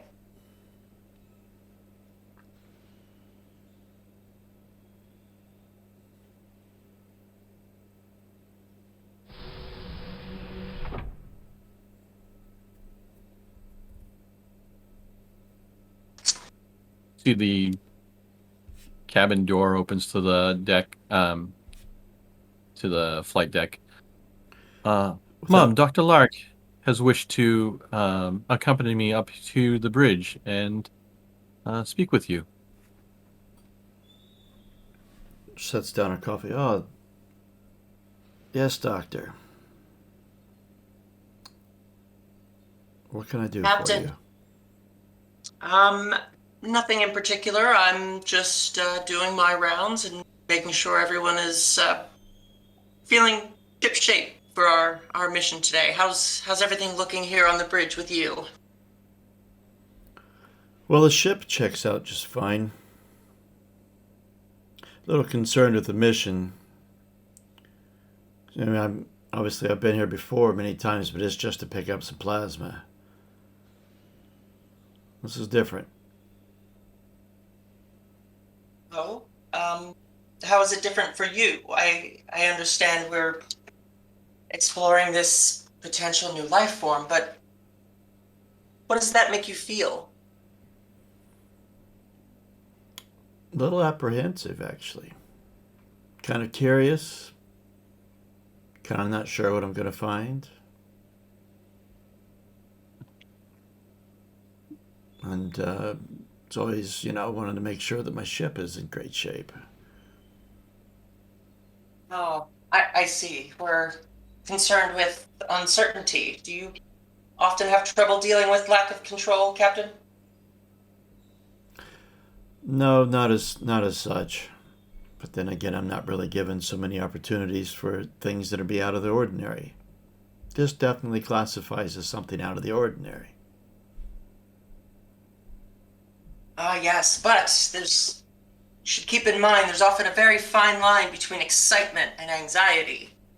I think you need to evaluate with yourself whether you're excited or truly concerned, and if there are real concerns, perhaps act on those. Thank you, Doctor. I will keep that in mind. How are the rest of the passengers? Oh, everything's proceeding as normal. Everyone seems in good spirits. I think it's going to be a uneventful mission. Yes, I'm sure it will. Pardon the interruption, but we're 10 minutes away from reaching Erebos. Should I have the crew prepare for docking procedures? Yes, and let's get the ship prepared as well. Start getting our pre-docking procedures started. Once you've taken care of the passengers. Yes, Mom. Very good. Dr. Lark, would you accompany me back to C deck, please? Certainly. Lead away. And he heads down. So if anyone's still in the common area, Greg goes in and says, we're about 10 minutes away. We do hope that you had a pleasant journey through Cryo and our brief breakfast. Please have all of your gear ready to go. Please stow yourself for the docking procedure. Sometimes it can be bumpy, but we will be there shortly. And he walks away.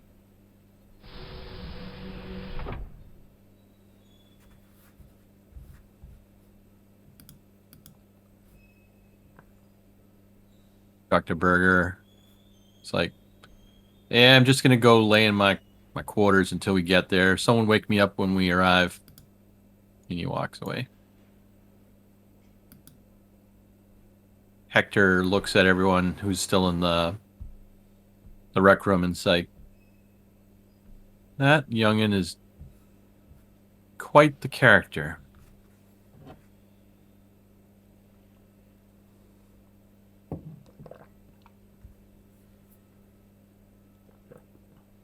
All right, up on the bridge, Gray is setting his pre-docking procedures. He is actually homed in and is receiving telemetry from the station. You're just coming into visual range, and you hear the automated pre-docking beacon coming across.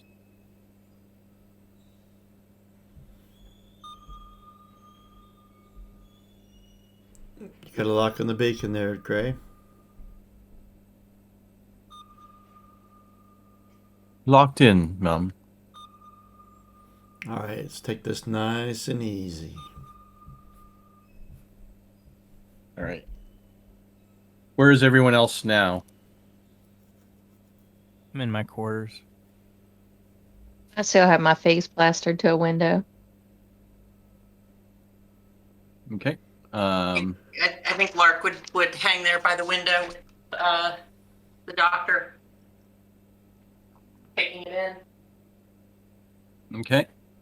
So as you approach,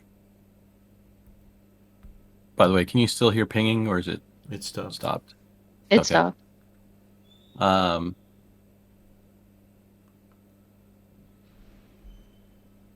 As you get close,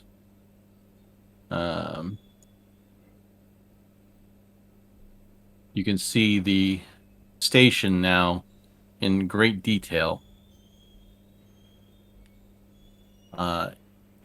It is roughly in the form of a crucifix, where the center is actually circular, and there's a large protrusion on the top and a larger one on the bottom.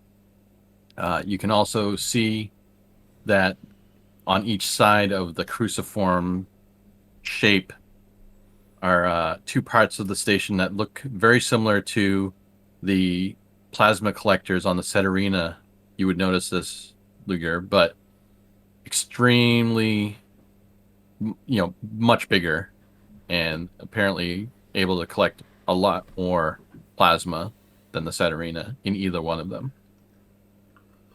You kind of marvel at that and think, man, you could reach your quotas pretty quick with collectors of that size. And tiny profit too. Yeah, every once in a while, you know, when you've made your run, you've actually seen Erebos change its orbit around the black hole and dip into the plasma streams, and you could see the plasma eddies running through the collectors, giving off those, you know, extremely bright white sparking effects like they do in the front of the set arena, but, you know, it's lighting up the entire bridge when it happens. But now it seems pretty uneventful. It's sort of looming in your viewport. You do notice that it doesn't look like it normally does. It just seems a little more darker of its silhouette, as if the typical running lights are not on.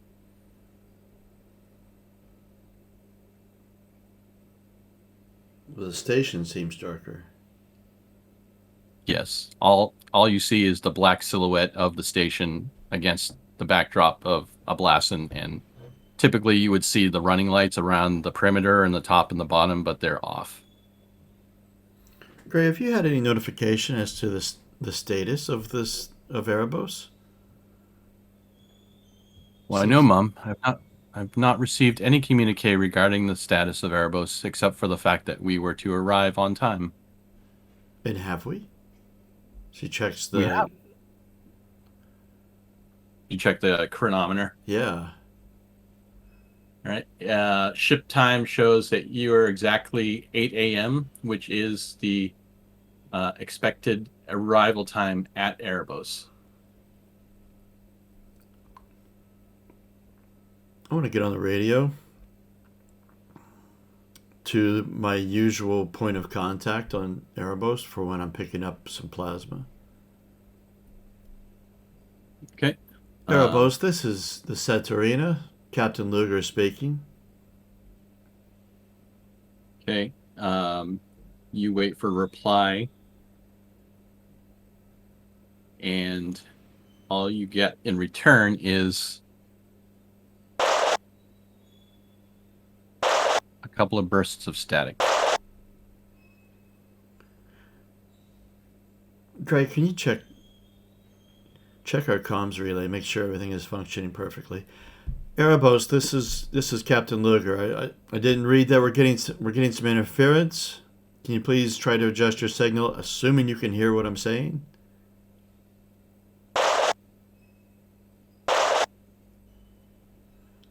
Great. Mom, it looks like our equipment is running nominally. And what's the signal strength like? He checks. The bursts of static seem to be coming over the usual channel. Regular strength. No interference from... No, there doesn't seem to be any interference from the black hole at this point. Few more bursts of static.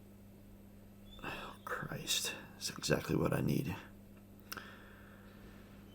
Erebos, this is Captain Luger. Do you copy? And then no more static comes across. All right, I want to focus the camera feed on the Erebos and magnify.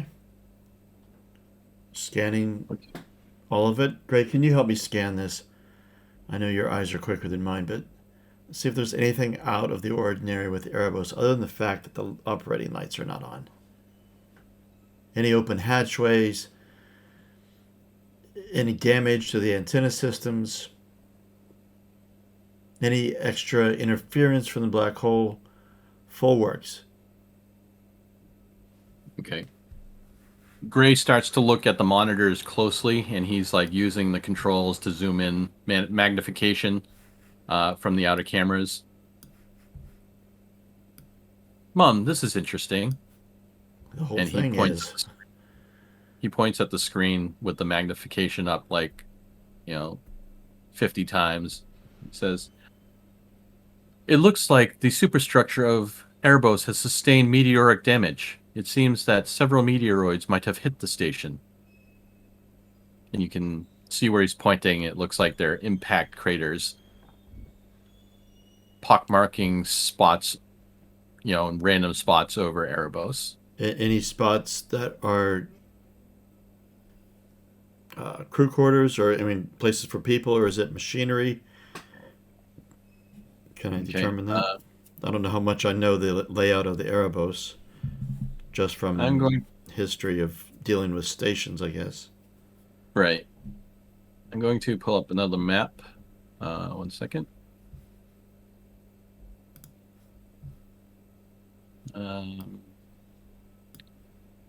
Let me.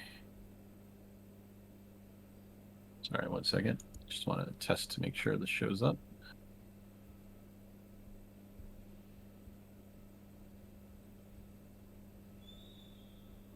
Okay.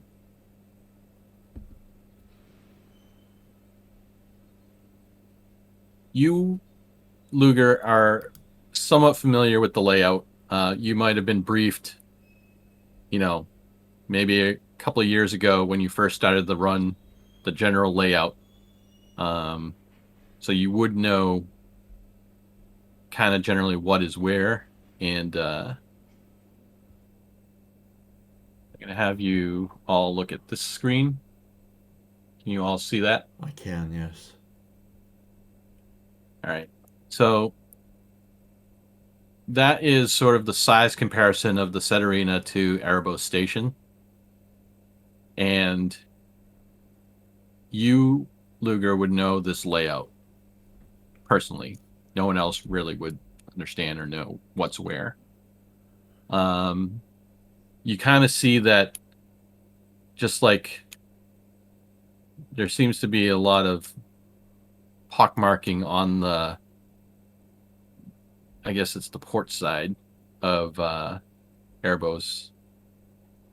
There's, like random ones along the towers, maybe one or two over here, but the majority of it is on the port side. Do I know what this area is normally used for? Yeah. So the outer ring, this is like the outer ring of Erebos, which that- if you were looking down, it would be a circle. Yeah, is that the plasma collectors, these big squares on the Yes. ends? Ah, okay. And along the circle are Processing. stationary batteries Yes. that hold the plasma energy after it's been distilled, and usually these have been the areas that they would attach a tether to a floating platform of plasma batteries that you would fly up to, take your crane arm, grab them, put them on, and fly away. And where is docking? Are we docking to the very outside of this, or is it up in here? Just looking at the size of the set arena in comparison. So docking, Reception up here, perhaps. that's like inner reception. Oh, Like, right. but you know that you've seen large docking ports on the port and starboard sides of the Erebos station when you've flown before. While you're looking at this damage, running lights come on the port side, and you see a docking umbilical stretch out. And it's the only place that has lights on the entire station. Great. Let's flash our external lights in Morse code, asking if they are okay. All right. Gray goes into the controls, pulls up the floodlights, and starts doing that boom, boom, boom, bump, bump, bump, bump, bump, bump, SOS of the lights. And those of you in the galley who are still looking out the windows, you can kind of see the lights flashing in the forward part of the ship in a SOS kind of pattern. And Gray, let's lock orbit, but I do not want to dock yet. Yes, Mom. Shall you take the controls? Yes, you maintain the SOS.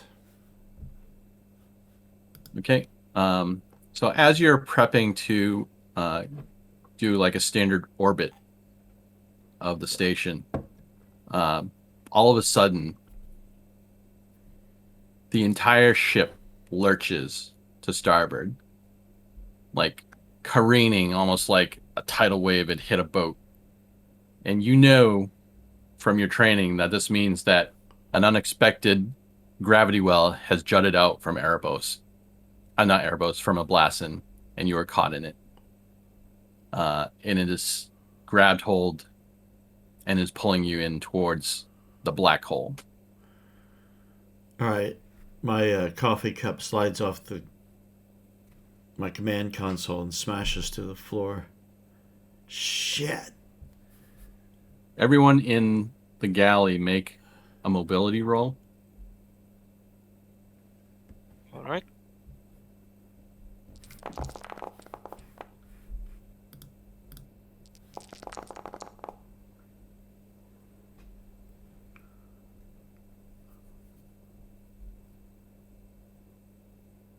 All right. Everyone who has made your mobility roll, when the ship started to lurch, you were able to grab something or steady yourself. And I think it's Sajad, the only one who didn't.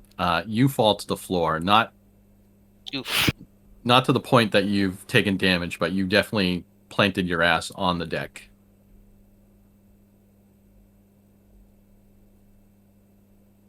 From over the intercom, ship wide, because he's probably hit the wrong button, you hear Berger say, "Jesus, what the hell's going on?" Am I needing to be taking control of this ship that I'm too busy to get on the comms, or I would say, yeah, you probably would ignore that. Yeah, you'd be getting comms from me too. That's with concerns. At the same time that you're trying to pull the ship out of the eddy, Captain? you start to Drunk hear again. these loud pings, and they start small, but they sound like pebbles against sheet metal, and they're starting to get louder and larger. And you can see from your port window that meteoroids are flying past from behind you towards the black hole. All right, can I move the ship to put the Erebus between me and the meteors, between us and the meteors? Can I detect the direction well enough to be able to do that? Yep. So you're going to try and get between, the trajectory of whatever these meteoroids are. You want to kind of put yourself behind, quote unquote, Erebos. Yes. Okay. You do figure that trajectory. I need you to make a piloting roll. Please be successful. There's 2. And my stunts. I want to do a +1 modification to a later skill roll relating to this one. Okay. I'll make it. So you kind of make a mental note of, all right, if asteroids are coming at this trajectory, meteoroids, then I have to hit thrusters A through Z or A through L or whatever to make sure that I make enough roll and put enough speed in. And so you'll be able to do that the next time without really thinking about it. So make a note of that on your character sheet. However, as you're trying to position yourself between the meteoroid shower and Erebos, you hear a few really loud clangs, like bang, bang, bang, bang, bang. The ship kind of shudders. As you're, moving into the wake of Erebos, you can kind of see in your port window 2 giant meteoroids just barely miss the Setarina as they hurtle towards the black hole, and you could tell that would not have been good. However, in doing this emergency maneuver, the gravitational eddies have actually changed direction, and now you're being pushed head on towards Erebos. And Gray looks at you and says, "We are going to crash, Mom. Now, I need you to make another mobility roll. The result of which is, if you make your roll, you can do a controlled crash, and I will show you the possible crash locations. If you don't, it's going to be random, and it's going to be a lot harder impact." Oh, dear.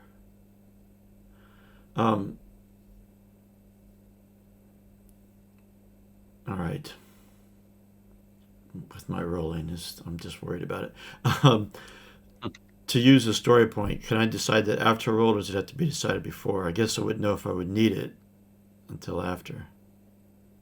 Can't remember the rule. Well, like if you want to use it, you use it now, you automatically succeed, and then you get your choice of where you're going to crash. All right, no, I'll save it because there's probably worse things coming. Because Gasca wrote this adventure. All right, come on. Well, I can always push this. There's one. That's enough. As your viewports begins being filled by Erebos and people on the galley window, you can see Erebos becoming very large in the viewport. The trajectory of the Seterina has allowed you to choose 3 possible locations to crash. You can choose one. All right, just from being here, where do I know that there are access airlocks?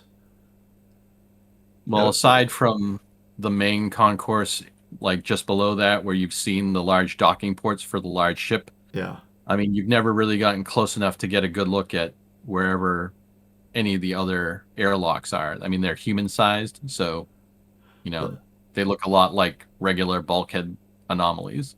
All right, so I will go to what I know then, and why is my pointer not working? There.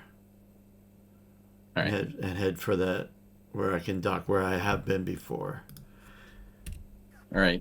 As you head for that location, And I would shout, "Great! Tell our passengers to brace for impact." immediately, sir. And over the intercom, you guys hear, Passengers, please brace for emergency impact. what do you guys do down in the galley?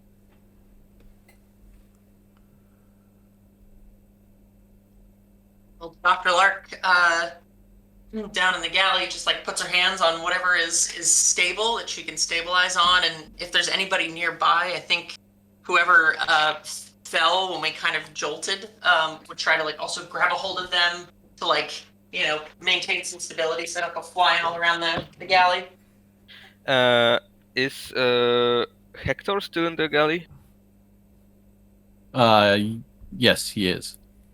Then I'm gonna try to grab him and help him more than myself. Okay, so you see he's sort of like, he struggled to kind of stay seated near the table where he was sitting, and you reach over and you kind of put your arm around his shoulder and you grab the table and you're like, "Hold on." And he's like nodding at you, just very frantic looking. No one really knows what's going on with Berger. He's apparently in his quarters still. All right, brace for impact. And Gray looks at you, Luger, and sort of like nods and says, "You've got this, Mom."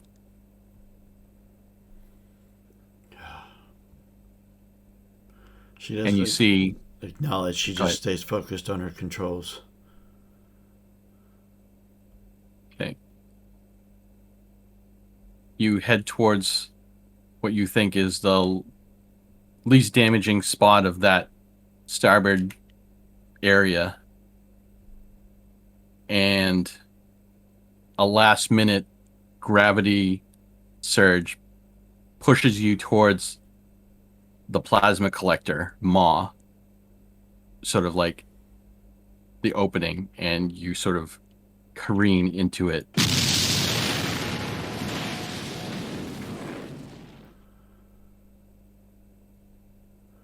You hear the bending and rending of metal and superstructure, and you're able to hit the thrusters at the last minute to cushion the blow, but you can tell that the Ceterina is excessively and inexorably mashed into the superstructure of Erebos. Gray, let's do assistance report now, specifically focusing on life support and hull breaches. If you can assist me in that. Absolutely, Mum. And he starts typing frantically. Everyone who is in the galley, you're able to weather the crash a little better than you were expecting. You're jostled, obviously, and things are falling off of the counters and tables, but for the most part, you're all intact. Gray starts pulling up some information on the screens. Oh, Mom, this is not good. Yeah, come on, out with it. What's up? What's going on? All right, let me pull up another thing here.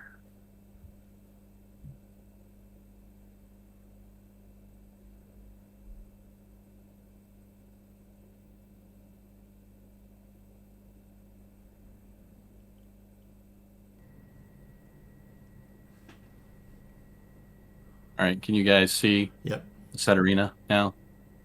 Yes. All right. So, this is the situation. He kind of rambles off a list here. Mom, the first thing that I've noticed is that the crash has flash drained the ship's batteries.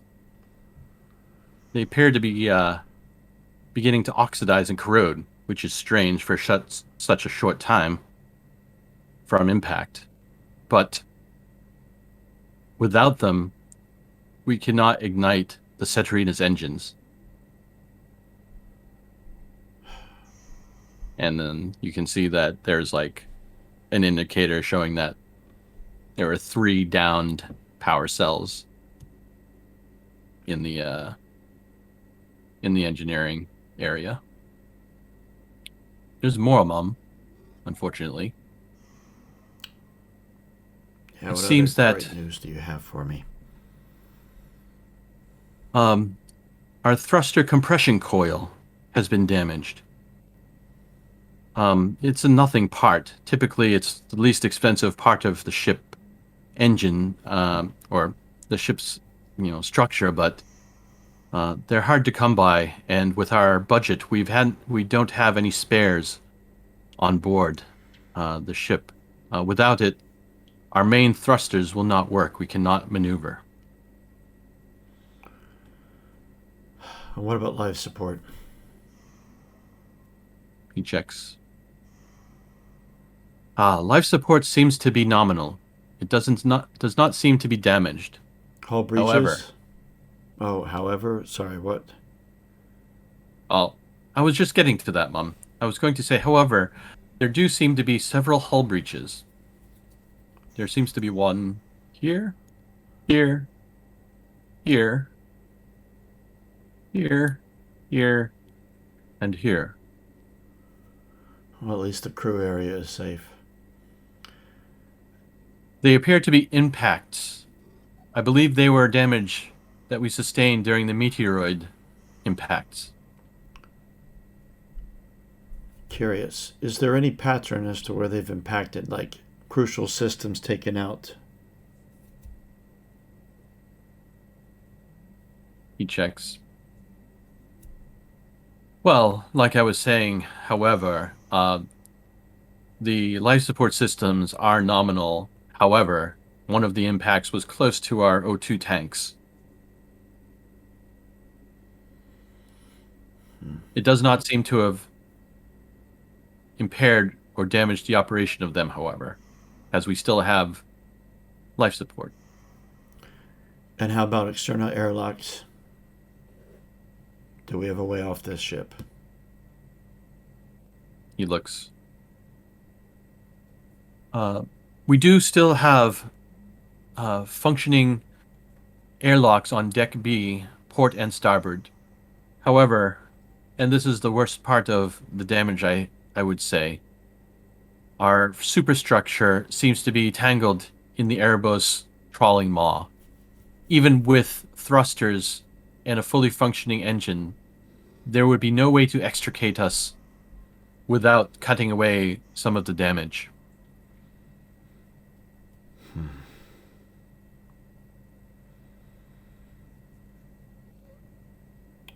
Right. So to get onto the Erebos, we're going to need to spacewalk. That does seem like the only alternative given our location. All right. Continue to monitor systems.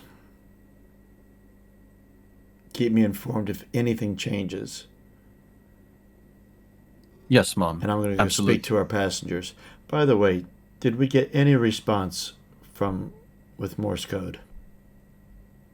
I did not see any response, Mom. However, I did notice something interesting just before impact.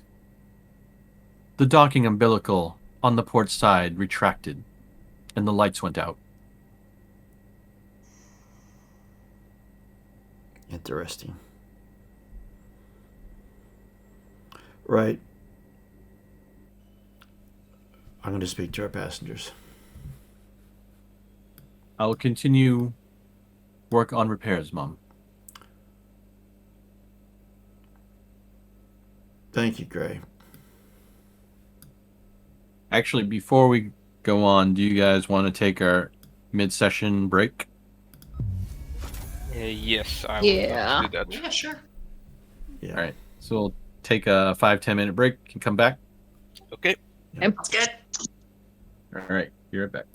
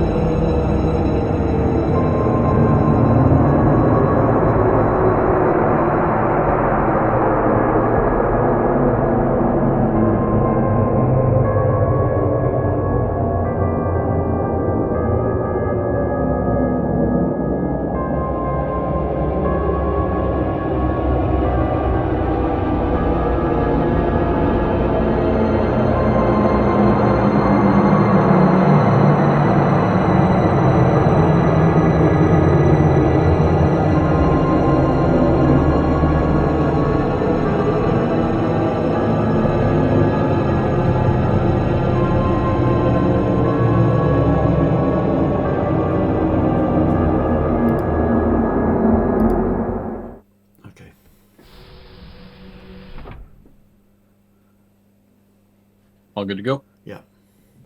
All right. So we're back. You are on your way down to speak to the crew. Yeah.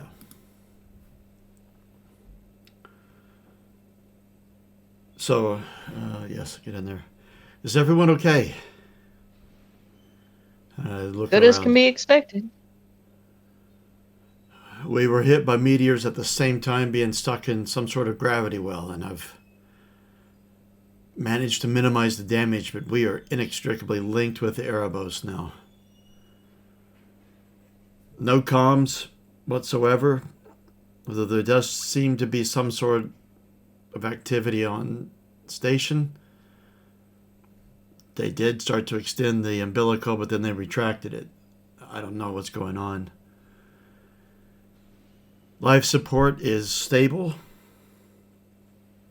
but if we're going to get any answers at all, we're going to have to spacewalk over to the Erebos.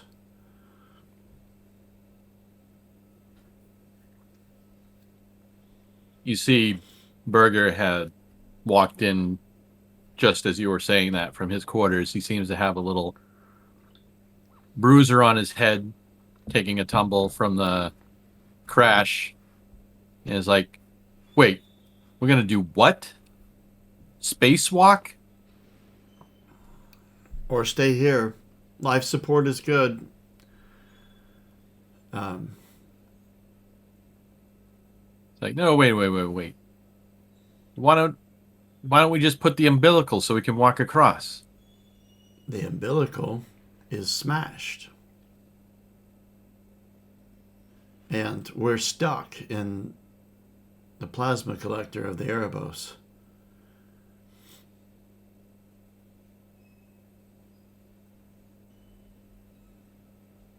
You see Navarre looks a little disconcerted. Well, a lot disconcerted.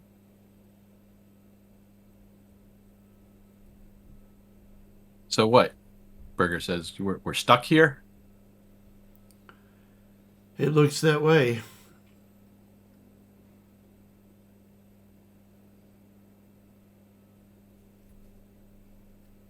Well, how long is it going to take to get unstuck? I mean, it's not going to help if we can't move out of the system if we do our work and we can't get out of here. Yes, I know. The only way we're going to get any answer to that is on the Erebos.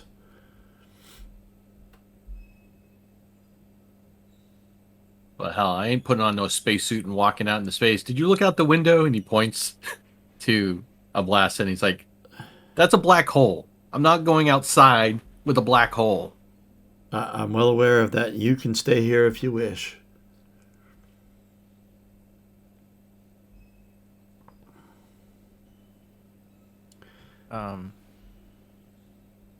Tetsu, Dr.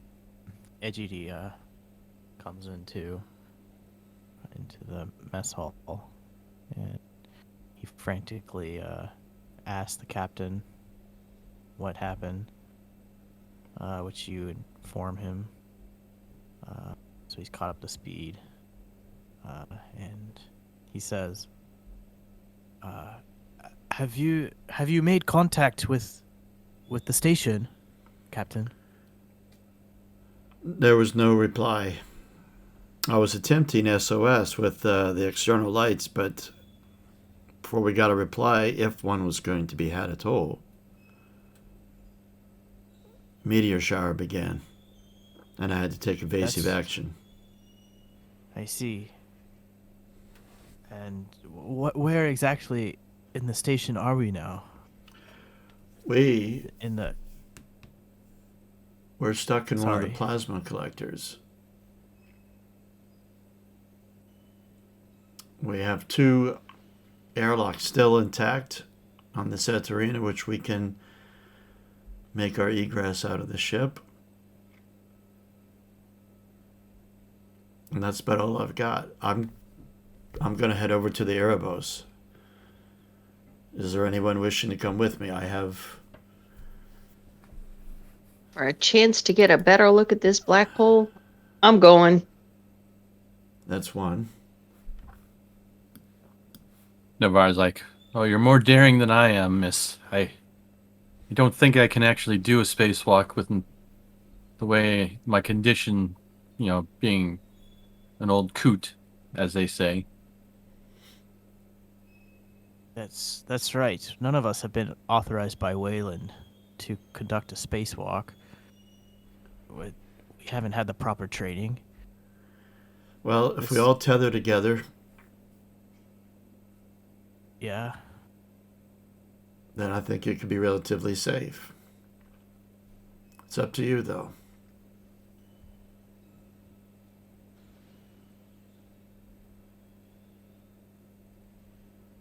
Navarre's like, well, if you think that it's safe enough if we go as a group, then I'm willing to try. Burger's like, whatever, man. You can go fly off into the unknown. I'm staying here until someone gets me in like a proper vehicle or an umbilical. I'm not going in a spacesuit. Doctor, I understand your apprehension, but does it not make your situation more dangerous if you're left alone on this on the ship while we all leave? Perhaps strength in numbers is the way to go. Strength in numbers against what? As far as I see it, I would like my team to stay here on this ship until we can further assess what the situation is like on the station. Burger I'm quite snaps. concerned. Burger snaps his finger and points at it. Dr. Jerry's like, see? That's the boss. He's talking. We stay on the ship. And we got Gray, Tin Man here to protect us. From whatever. I see I it's don't... too risky for people who have no qualifications or training in spacewalks to go out so in such a dangerous situation such as this. What if another meteor strike happens while we happen to be out there? I can't take responsibility for any type of ill-fated events that will happen to this crew. I feel that we should try and maybe at the least send the synth over to try and make contact. 8880. Is that something that you could do? You have built-in comms. You can connect with your synth over a long distance? Can you, Captain? I can. But he needs constant guidance the entire time.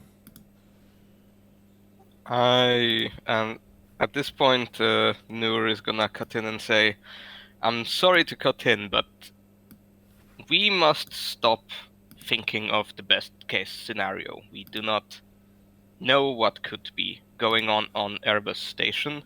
It is a prison colony. This experiencing what I think we can gently call a chaotic state. Therefore, I suggest that if we don't all go together, at least some of us go on a fact-finding mission, and we must be careful. We must prepare ourselves for any eventuality. That means taking additional weapons, as well as additional medical and foods and water supplies, that we may be able to save some lives this way, as well as protect ourselves. Yes. Sergeant Sajad is correct. There's no telling what could happen to the ship. I mean, if we've experienced damage on board this ship, maybe the prisoners could have, I don't know, taken advantage of the situation. For all we know, there's no communication, you said. For all we know, there could have been a riot. There could have been a riot before we even came here. Maybe the reason why you were having issues with docking was because there was a squabble. I mean, the possibilities are endless. Yes, I know. Not to mention that going out there without the proper protection from the radiation and meteorites and no training or it's madness. I put my foot down. I say no. No one is leaving the ship. Burger kind of gives you the thumbs up and it's like, you got that? Vote for me, boss.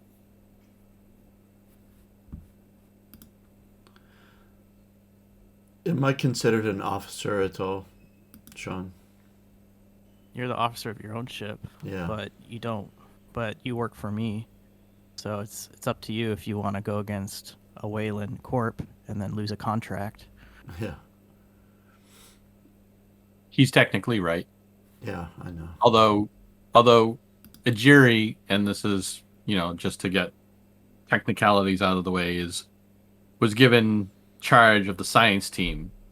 As far as you're concerned, Luger, you are the authority on the ship. Yeah. All right. Well, you can stay here if you want, but my responsibility is my ship. Right now, my ship is stuck.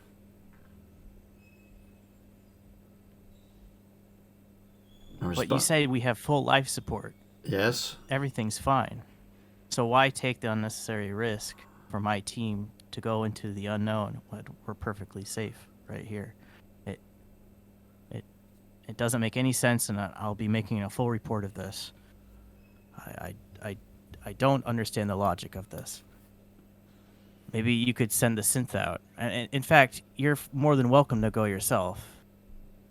Maybe I can't advise against sending Dr. Lark because she's Wayland property, but you're more than welcome to go with your synth if you need to.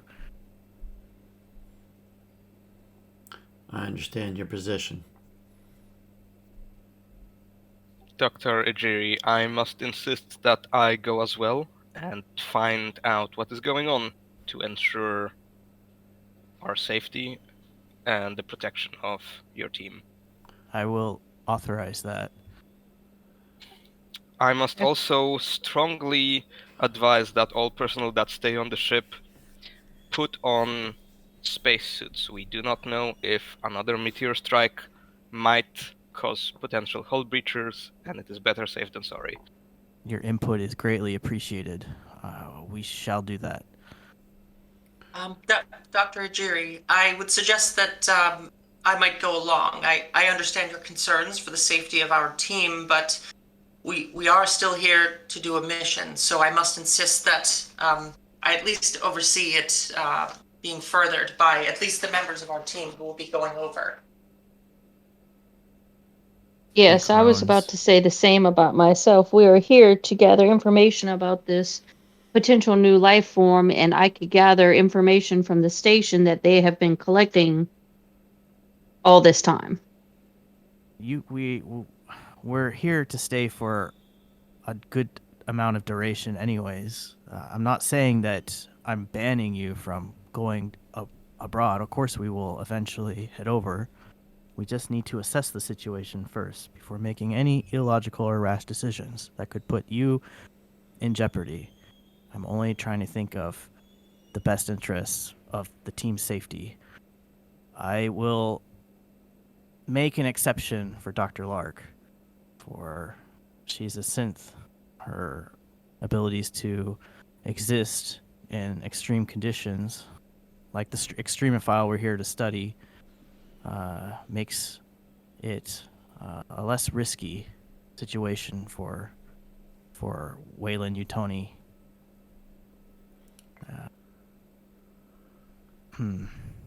Yes. I'm putting my foot down. That's it. You're welcome to do as you will, of course, but You want to try an opposed manipulation? I mean, yeah, someone can try that with me.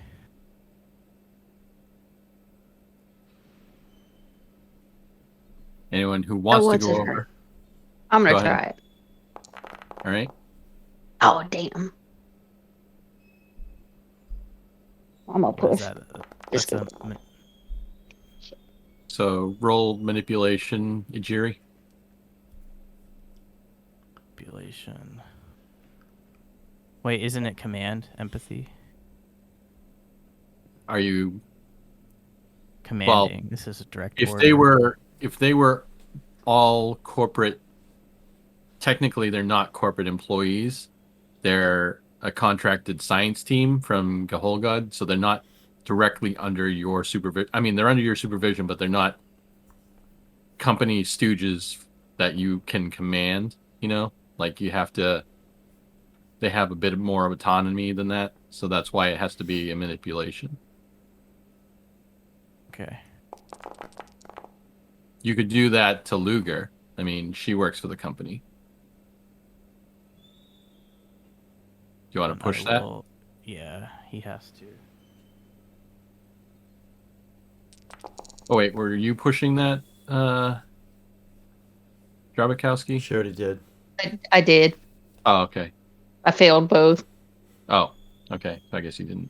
Neither of you had to do that. So you have strong inclinations from the person who's going to sign the checks that they don't want you going over. Not saying you're unable to, but that's what you get from this situation.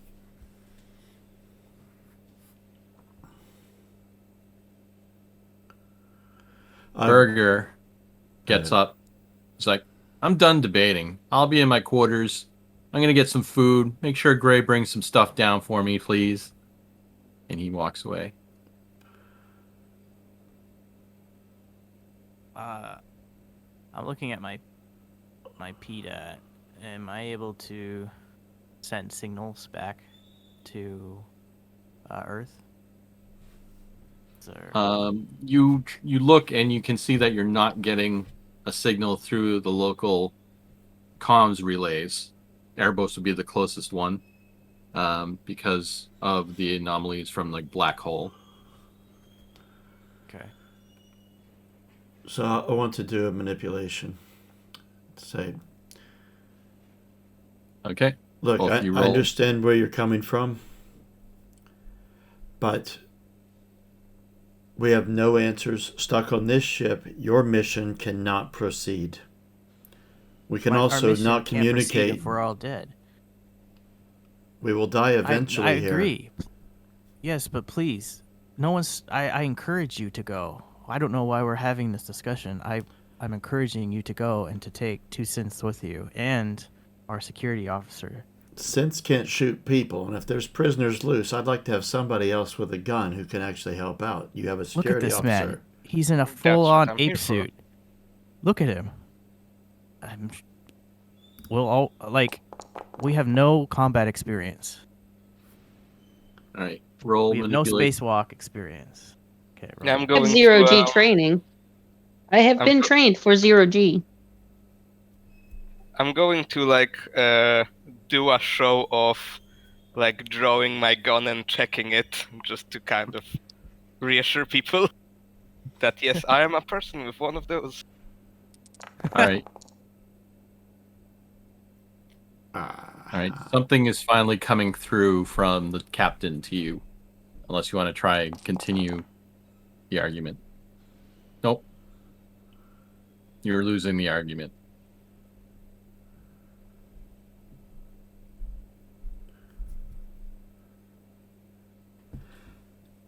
I will say. So what is he? What are you trying to out of character? You already have 4 people going. Oh, I do. Sorry, what- I thought I only what had do you 2 want? cents. Sorry, I was wanting for Sajad to come. I think that's. The No, I security already officer. said I'm coming. Yeah. I'm Okay. already going. Okay, I missed that part. I do apologize. Oh, it's all good. So is that enough? Or are you trying to convince other people on the team? I would say that us 4 will go and check things out, but I think you guys might want to be ready. Okay. So we do have some supplies here. Besides environment suits. Those environment suits on the ship locker, Sean, those are not space suits, are they? They are. There should be. There's 6 Right, of them. let's see.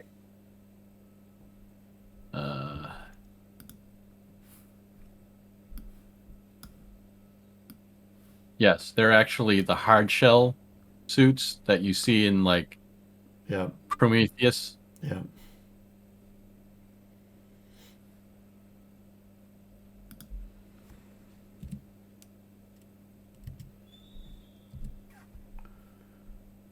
So you're basically like a walking robot in them. In gravity, that's going to be a problem. But out in space, it won't be.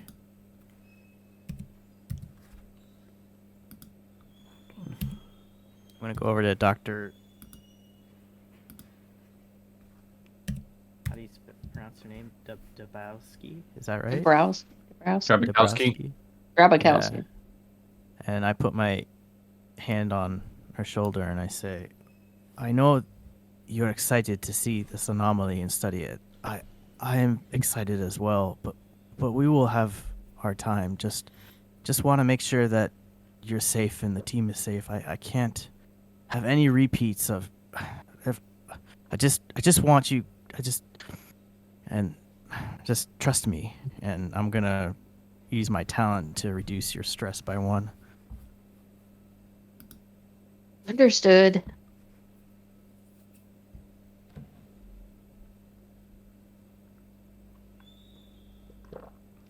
He builds little barbells next to you, Luger. Yeah, I see him. I'm a few over, but I need the stuff. While you're doing this, getting prepped, the intercom, shipwide intercom comes over. Captain, this is Gray. Can you hear me? I'm going to go to the nearest comm terminal. Yeah, Gray, go ahead. I'm sorry to interrupt, but I have noticed that there have been minor fluctuations in the O2 flow. It's something that's not all that pressing or dangerous at the moment. It will require constant supervision for us to keep nominal life support. Therefore, I don't believe that leaving the ship is in the best interest for everyone. If I do, I'd rather stay and monitor the life support systems while you are away, for the safety of the crew staying behind. Copy that. That's fine, Gray.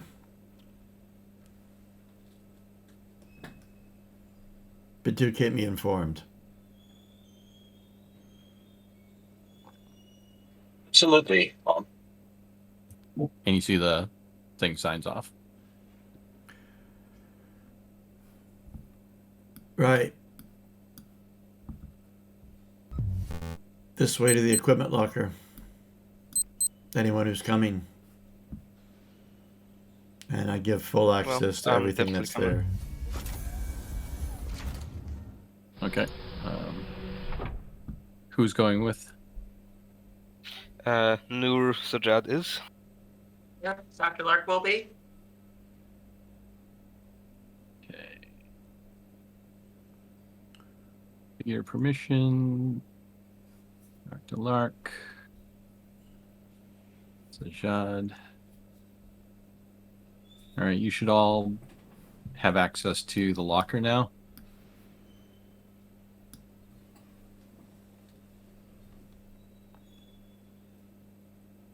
Any banter going on while you're suiting up? I'll pull out some of the EVA pistols. These are pretty potent right here. I don't know what sort of pieces you might be carrying. Dr. Lark, do you have any weaponry? I would have thought as a scientist you may not. Do you? I do not, Captain. If you suggest it advisable, I would carry one along. I would think it would be good. I'm- I realize your protocol prevents you from attacking humans, but it's a spare gun. You can hand one of us if nothing else.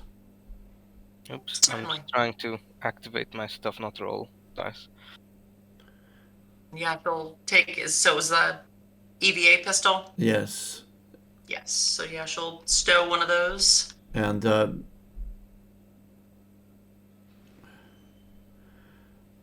well, you Might I can't. suggest we take all the packages of cigarettes we can? Classic That's a lot of prison cigarettes. currency. The classic. We may prison need to currency. barter.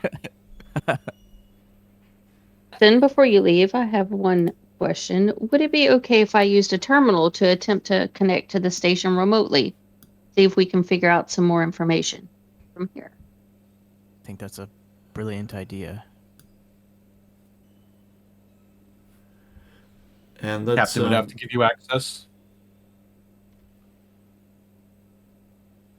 Sure. to comms. Yes, I will. I suggest we leave. Well, they have med bay here, but suggest you all take a med kit who are coming with me. How do you drag items? I want Just- to drag the suit on. Oh, you left click on the icon left- on the left of the suit name.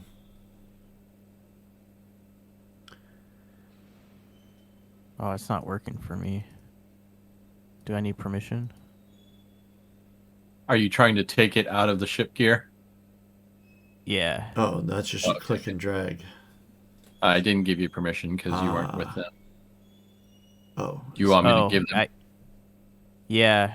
I'm taking the advice and putting on the suit in case we have rapid decompression. Or to keep, this Sergeant's advice. keep the continuity of permissions. If you guys want to, like, if Luger, you can put items in the dropped item sheet for them to take that you Yeah. feel yeah. they can. Whoops. Wrong tab. So if you want a suit, it's going to be in the dropped items inventory, the character there, in the character list. And anything you're putting in there, I'm assuming it's free for anyone on the ship to get. Yeah. All right. So you hear over the radio, "Hey, did I hear something about cigarettes? Can you leave some for me?"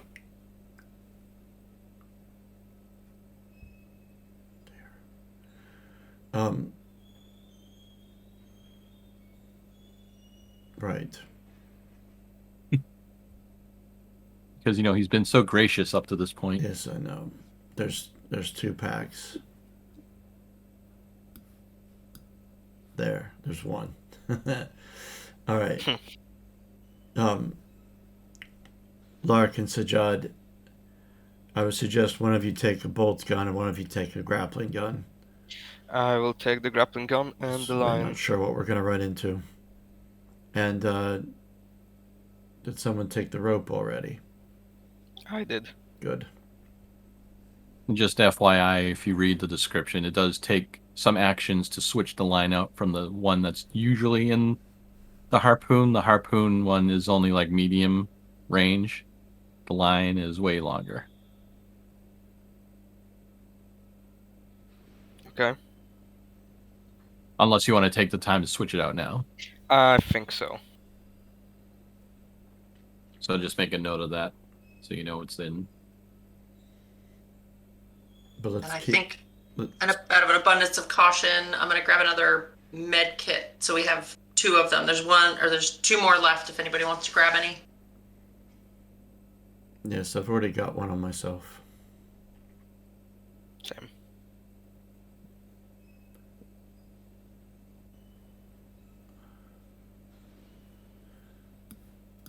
There, I'll put one in the dropped items.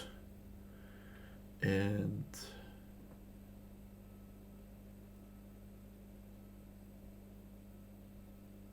yes, Lark and Sajad are armed as they choose to be. Yes. Okay.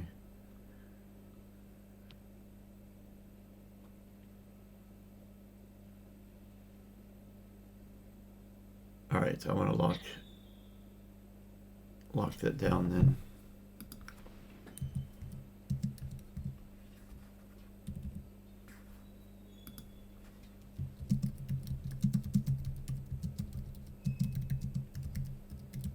All right, everyone done with the equipment?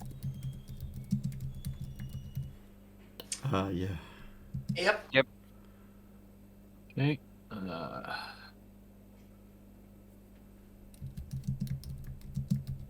right, Andy, you're the only one with access again. So, in character, what are you doing? I am.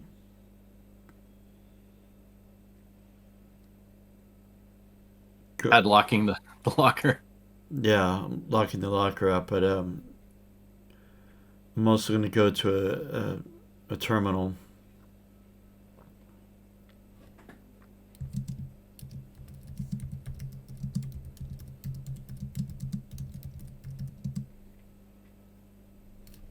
Hold on.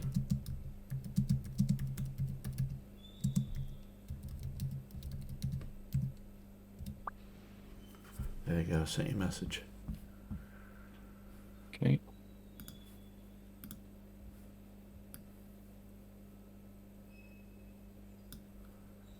Okay.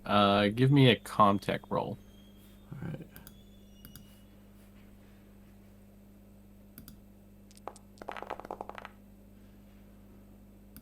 And Okay. Do you want to push that? no. I'm gonna give you a message. Oh, I was going to pick my stunt. Okay, let me just tell you something first. All right.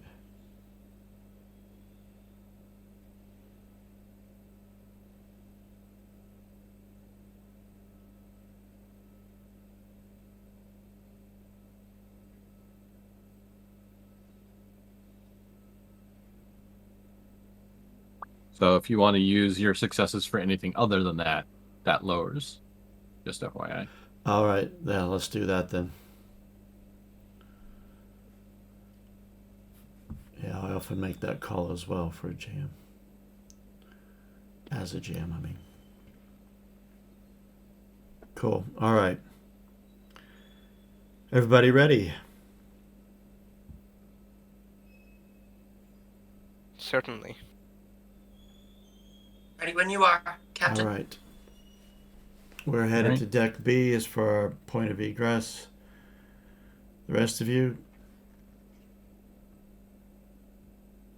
use the comms. I don't know how well we're going to get reception, but use the comms if anything comes up. I'm leaving Gray here. If you have any needs, you can reach him on the comms. We'll be in touch as soon as we know something. Good luck and make sure this is Navarre. Just be careful. We don't want any incidents in the first day of our visit. No, we don't.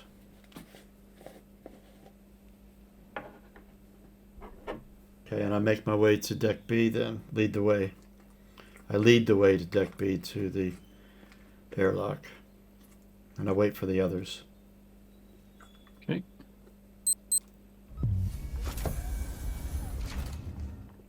You see Navarre, Berger showed up, grabbed his smokes, and went back to his room.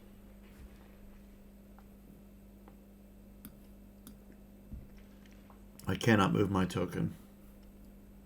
Oh. I don't know why.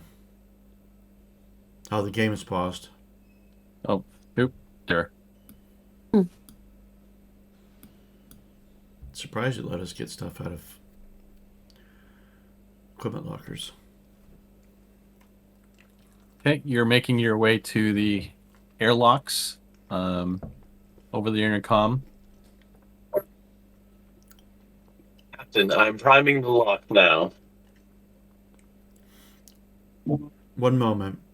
I want to make sure I grab plenty of tethers to tether us all together, plus a spare.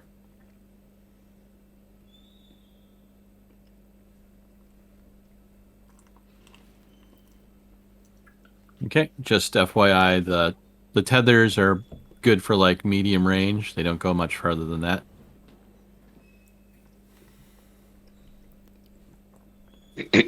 Well, let's see. There'll be 2 tethers for between the 3 of us, and then I'll grab 2 more. I can't go to deck B because I'm colliding with a wall. Oh, go left, out through the door, and then up. Oh, And then, sorry, it's invisible walls I created to make a little bit of a separation. cool.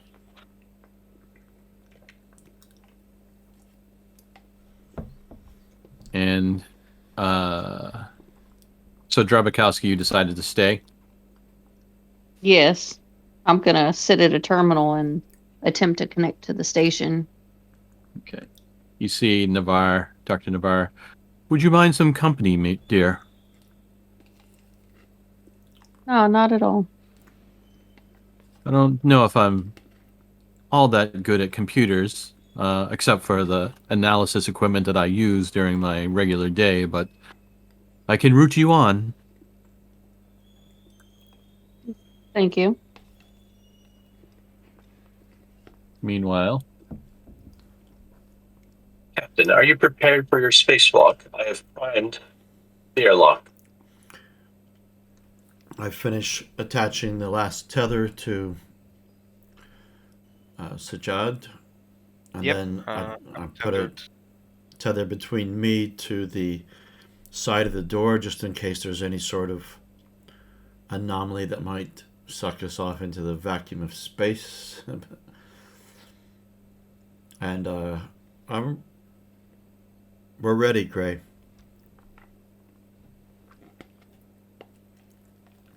Excellent. Please hold on to something. and you see the lights inside the airlock turn from a regular color to like a reddish hue. You hear the danger alarm coming on. Let's see. Sorry, 1 second.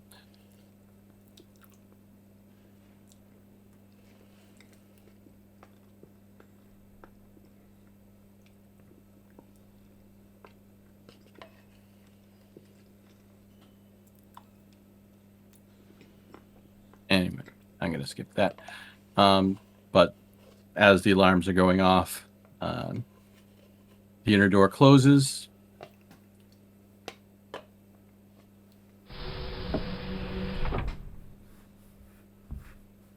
And the outer door opens.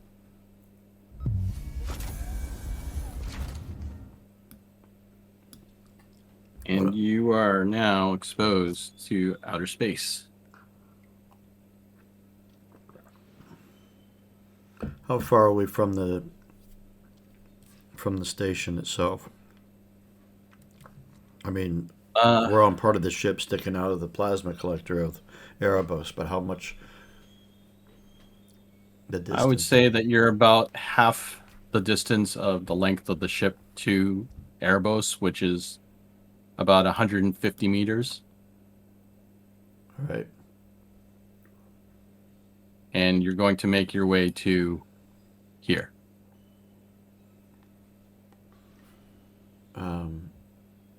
Into the void. Oh, sorry. Yes.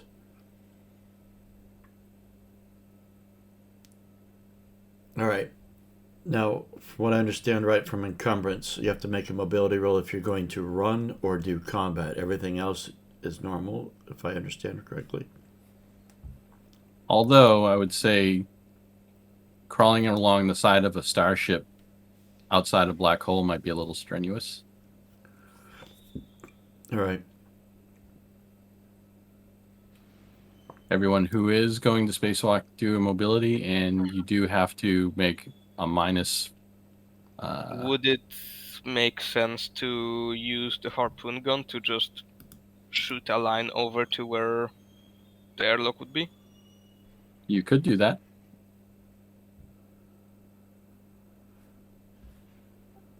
It's a 200-meter line, you said? Yes, 200-meter line. So it's definitely long enough if you want. Captain, how about we just use the harpoon gun and just tell me where to aim? Right. Well, there should be an airlock right over there. Do you see where that pipe juts out?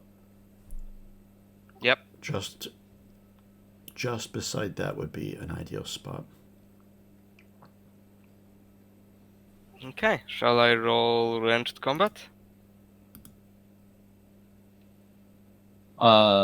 Yes, and it is long range, so you have to do it at a -2. So when you right click on range combat, it'll give you a box for a modifier. Put a minus and a 2, and then do your roll.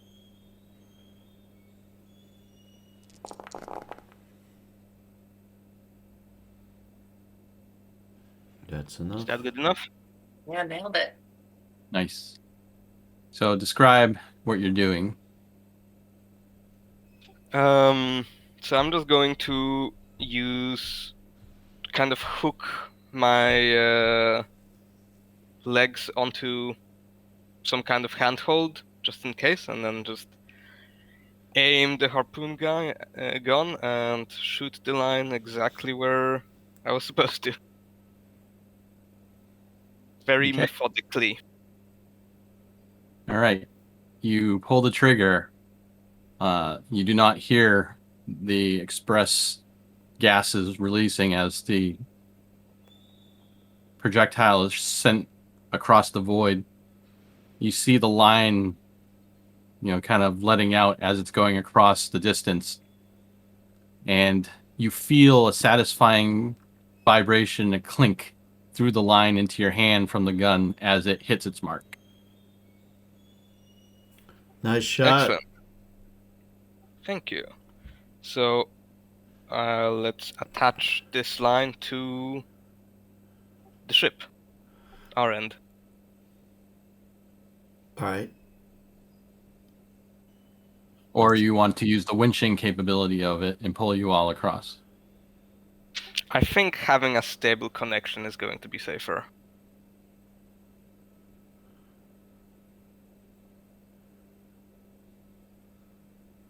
Okay.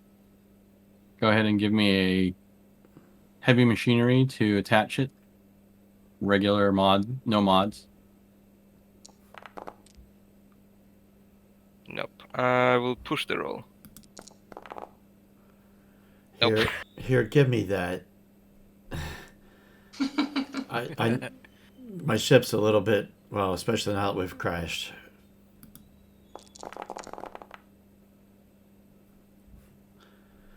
Perfect. Which pulls it nice and snug.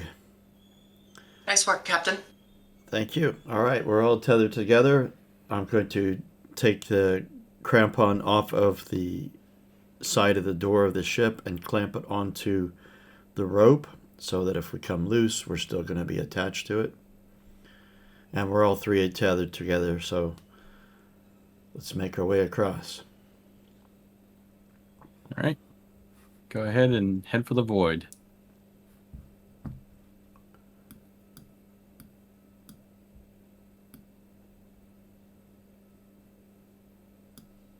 Here am I floating in my tin can. I can't go into the void. There we go. All right. Do we have to make a mobility roll for this? I can't remember.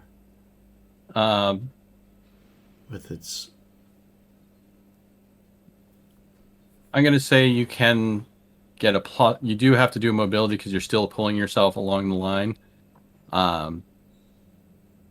Did you connect your carabiners to the line itself? Yeah. That's when I took it off the side of the ship, I put it on the line. Quick answer, Gaijin. Yes, there is plenty of time to reduce stress since there's nothing dangerous in your area and you're not doing the spacewalk. Okay.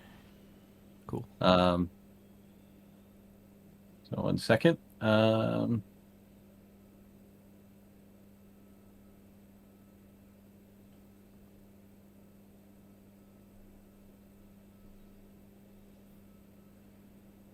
Want to test something.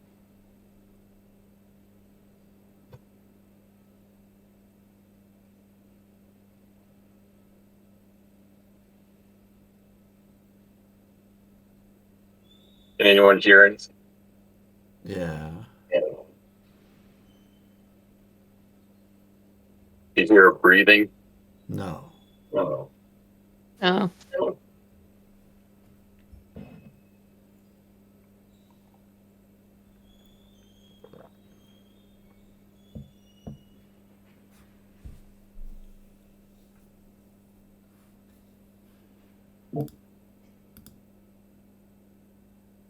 How about now?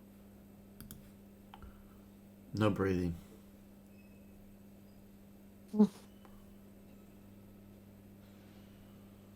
Is it coming from?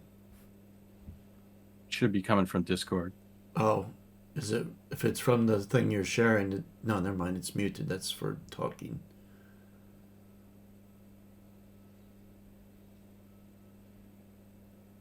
I don't think the mute would have anything to do with that anyway. No, it shouldn't.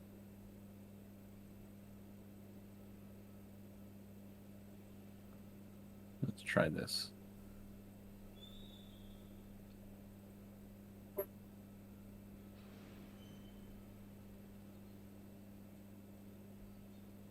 Mom, this is Gray. How's it going?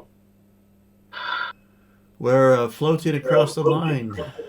How are you?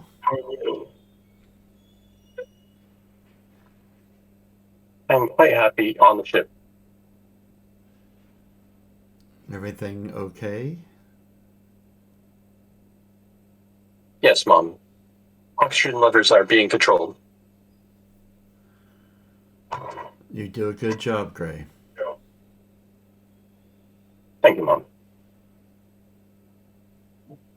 All right. Can you guys move your tokens directly into the center of the void? Yes. the black hole. Oh, whoa. Sajad, carrot token, can Yeah, you move yeah, it up? just a second. Sorry. Didn't know if you were having a problem with it.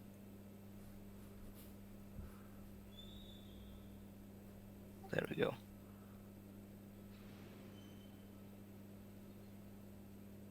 All right. I'm going to give everyone a look-see.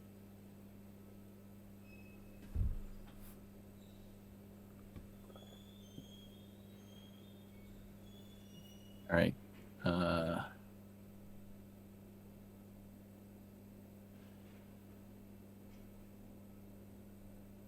going to try doing it by dragging you to the scene.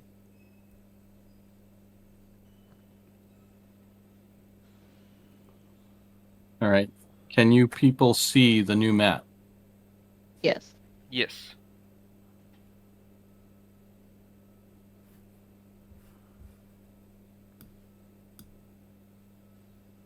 I have Alright. 2 tokens. Can you delete one of them? Yeah, I'll try anyway. There we go. And the other one I Alright. can't move. That's weird. Why did you tell me I don't have permission to delete it? I wasn't trying to delete anything. Here, let me do something first. Try and pull out tokens here again Okay. into the spot down where you were. And let me know if you can move. Yep.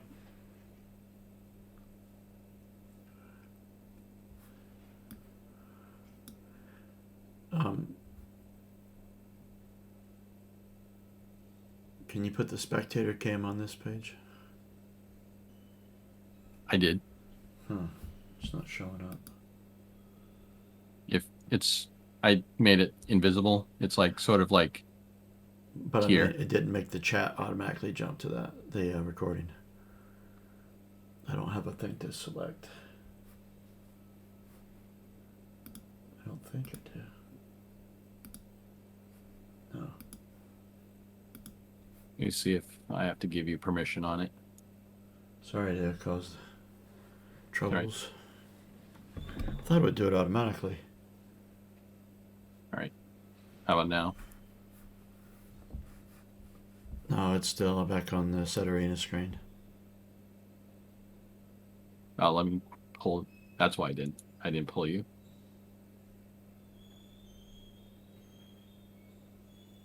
There you go. It's loaded now. Cool. Got it. Okay, carry on. Sorry for the delay.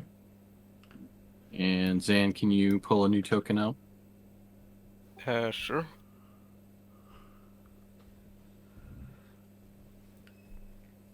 So, do we increase our stress by 1 point? Yep. Okay. As you look, this is basically where you are, but outside now, looking at the gaping chasm of Ablasin. I mean, you're closer to the station, obviously, but Yeah. you do realize you're on the razor's edge of a black hole in a vac suit. Well, despite the danger, folks, it is a beautiful sight. It's true. Quite a sight to behold. I don't think that many others get this kind of privilege. Oh, I bet you're right. I just wish my conscience was a little cleaner.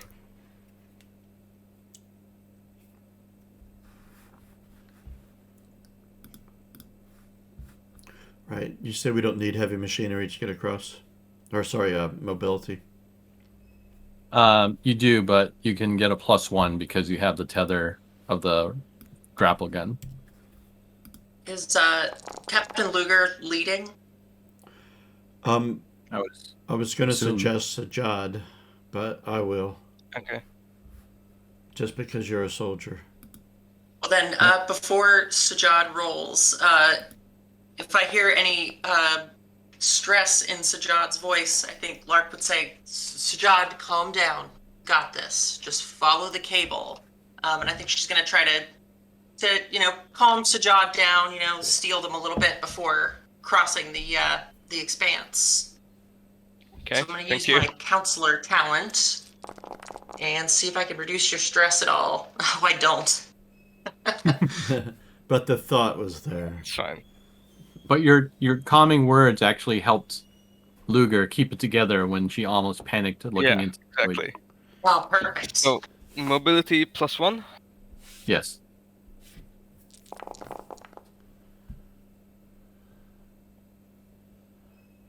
That's Alright. enough. Okay.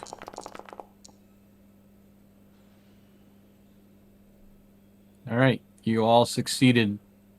Why don't you describe your trip across the wire?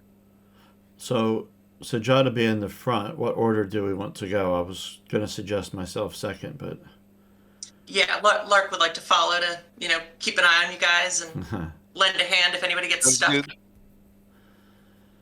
so I imagine hearing just the sound of my own breathing and occasional tinny sort of radio voice between us. It's smooth. Despite feeling danger, I'm feeling a bit of euphoria just looking out upon this. Don't get a chance to do this very often. I think Dr. Lark thinking, the humans in the middle of this experience are probably pretty distracted by all the things around them. So I think she's going to be not even looking anywhere near the black hole, like looking at the station to see if there's anything, on the outside that gives me, pause about where we're heading at the moment. Okay. As you pan your eyes across the surface of the station, you do notice what Luger and Gray had seen earlier, that there are pockmarks all along the outside of the station that look like meteoroid or some similar impacts.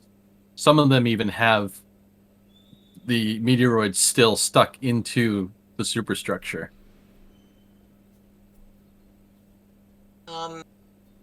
Do any of these look like brand new, or do they all look to have, I assume since it's in this like plasma that whatever's hitting them is probably like superheated, but like, do they all look, like they've been here since before we showed up? Give me an observation roll.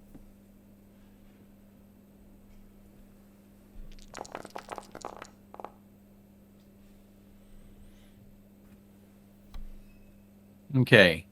Anything special you want to do with your extra success? Yeah, I think, Lark would look at kind of the pattern where they're spread out and try to deduce whether, we may be in the path if this is like, an orbiting debris field, if we may be in any future danger as we're traveling of, another round of these things. Okay, so looking at the impact craters, you determine that,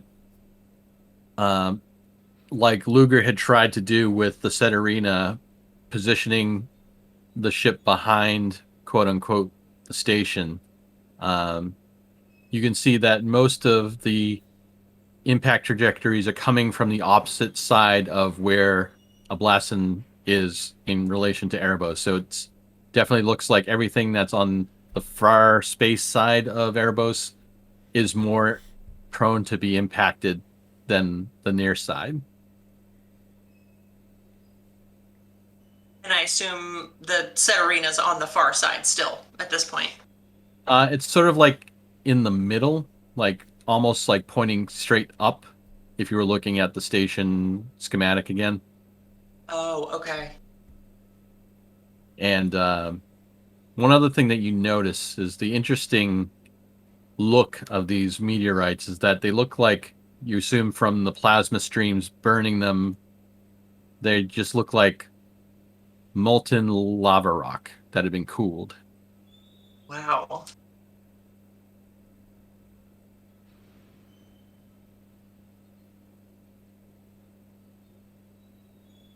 That's a little concerning. But yeah, I don't think she would voice any of this, not at least until we're out of the void. Okay. So you continue to make your way, and I would like you to proceed to this point on the map. Okay.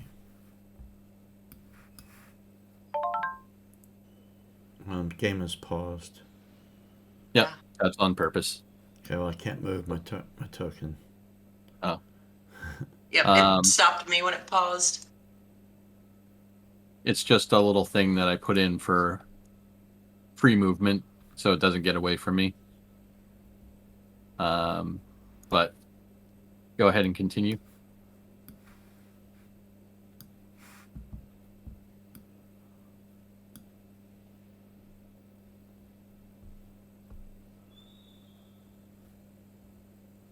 Hey, can you all let me know if you are in a new map? Yeah, but there's Yes. only 3 circles visible. Okay, 1 second. 2 of them are on an Into the Void, and one of them is on, I can see the words PER and air. Okay, hit, yeah, this is a big map. Let me preload it, and then you can refresh. And then just ping me when you can let me know that you're actually on the map. Like where on the map you are. I'm back on the Seterina map when I refreshed. Same. Yep, I'm at the personal airlock on that new map.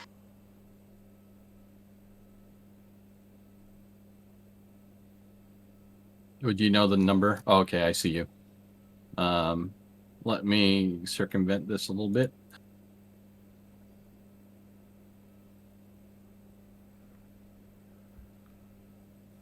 All right, so Ali and Sajad, you're back on the Seterina map. Yep. Yes. Can you ping where you are? Well, my token isn't anywhere. Oh, gotcha. Okay. All right.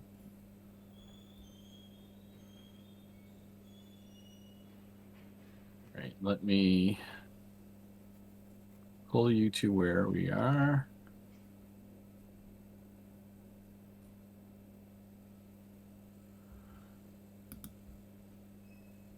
Oh, wait. So those three circles that I could see, very, very small. I didn't know it was so zoomed out. Here I am. I just thought it was a pixel in the center of that spot. All right. So Did you where see- in the map are Did you? you see? I'm right here. What do you see Ouch. around you? It says PER, then air, probably for airlock, personal airlock, I suspect. And then there's a line. Yep. Same. Yep, I see the same. Okay. But I can't see anyone Alright. else's. Oh, we're on top of each other. Yeah, I think we're Okay. stacked. But I can't move away from that spot. I'm stuck. Hold on. Let me just. Is everyone looking where my pointer is? at that- Yeah. Okay. Let me. Can we do drag a new something real token quick. out onto that? Yeah. Can you guys delete your tokens? No. Says I lack permission. Okay. It's gone now. It is now gone. I had to hit OK a lot, but I was able to do it. And then. Now I can move around. We're good. Yep. Good to go. Okay. In the spectator cam, can anyone see that? Let me pull you to the map.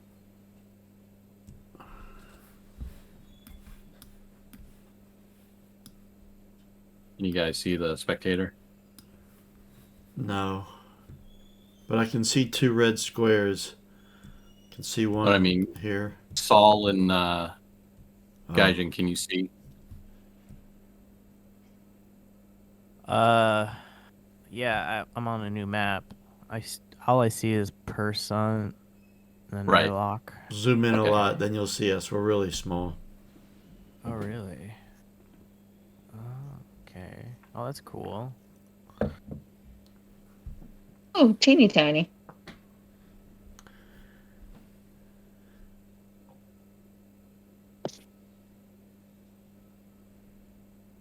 Okay, 1 second. So yeah, you're coming basically vertically down from the position of the set arena, going tail up into that plasma collector maw, which is probably out of sight to the left and down of you.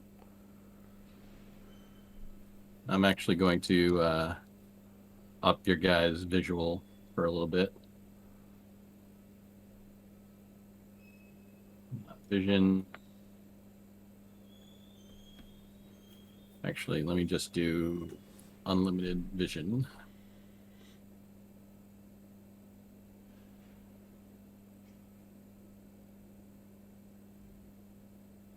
Let me know if you can see more. I can see a Yep. lot. Yes.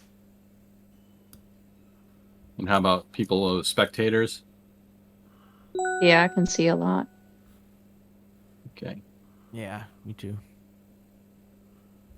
All right. I just want to connect the spectator to someone first.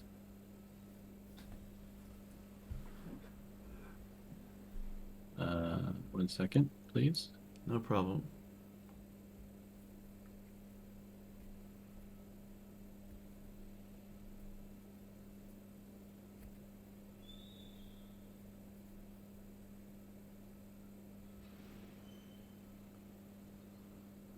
So as you're making your way down the cable,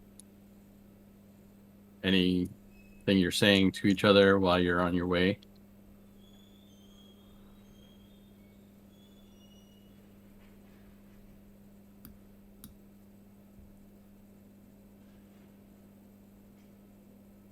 This is definitely wasn't in the job description.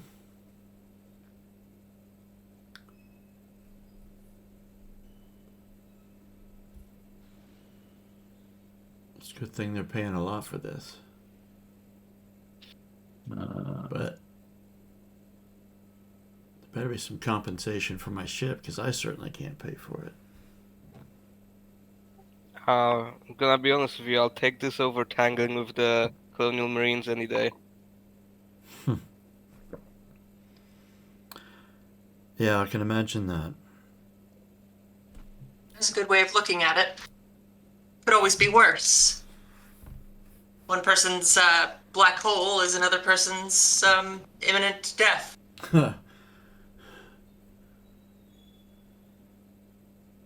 Right. People who were spectating, do you see anything now? Negative. All right, good. All right. 2 more seconds. Sorry, I'm just gonna get the spectator hooked up. Go to links.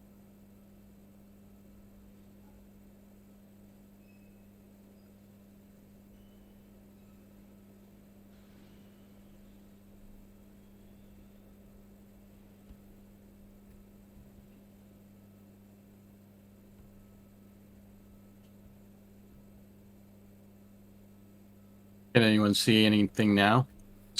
Spectators? I can see a good top portion of the map. Yeah. Can you zoom into here? Yeah, I can see the door and somebody's icon behind the door. That would be me. Okay. All right. I have unpaused, so Sajad and Lark, you can move forward if you want. While that's happening, I want to switch back to the set arena real quick. So Drabakowski, you're at the console, computer console. Would you like to try to make contact, or are you trying to see if there are any computer systems that you can connect to? I'm trying to see if I can connect to any of the computer systems. Okay, give me a Comtech with a -1.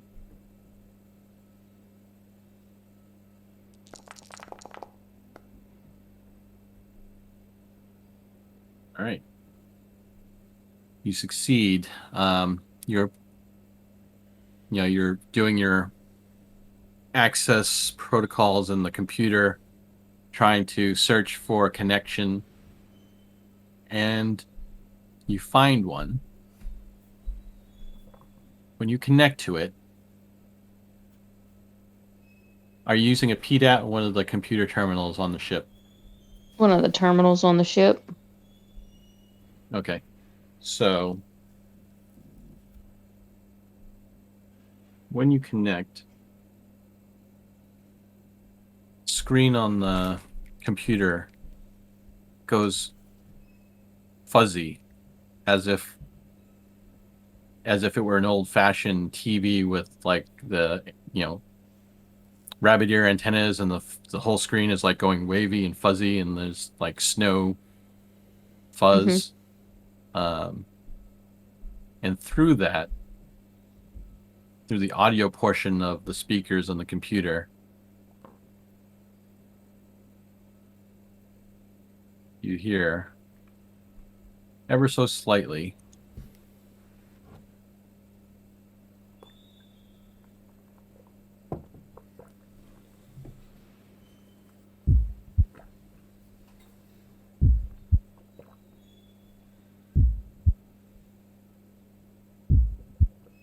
Can you hear anything?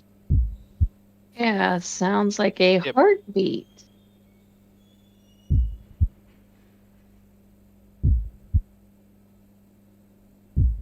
But When I look over, on the screen? the screen never clears. It's just the fuzz and that sound. When I look over at the doctor that is sitting next to me, and I'm like, giving this weird face. I'm like, you do hear this, right? I don't know what I hear, but I hear something. It's rhythmic. Is it some sort of distortion from maybe the radio waves from the black hole? Seems a little too on a pattern. Almost like a heartbeat. Very strange. Then all of a sudden, while you're talking about this, you see the screen flash like a purplish pink color and goes back to the original prompt of the Set Arena's access screen. And you lose connection.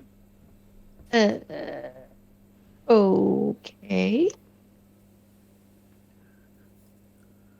And that's the session for today.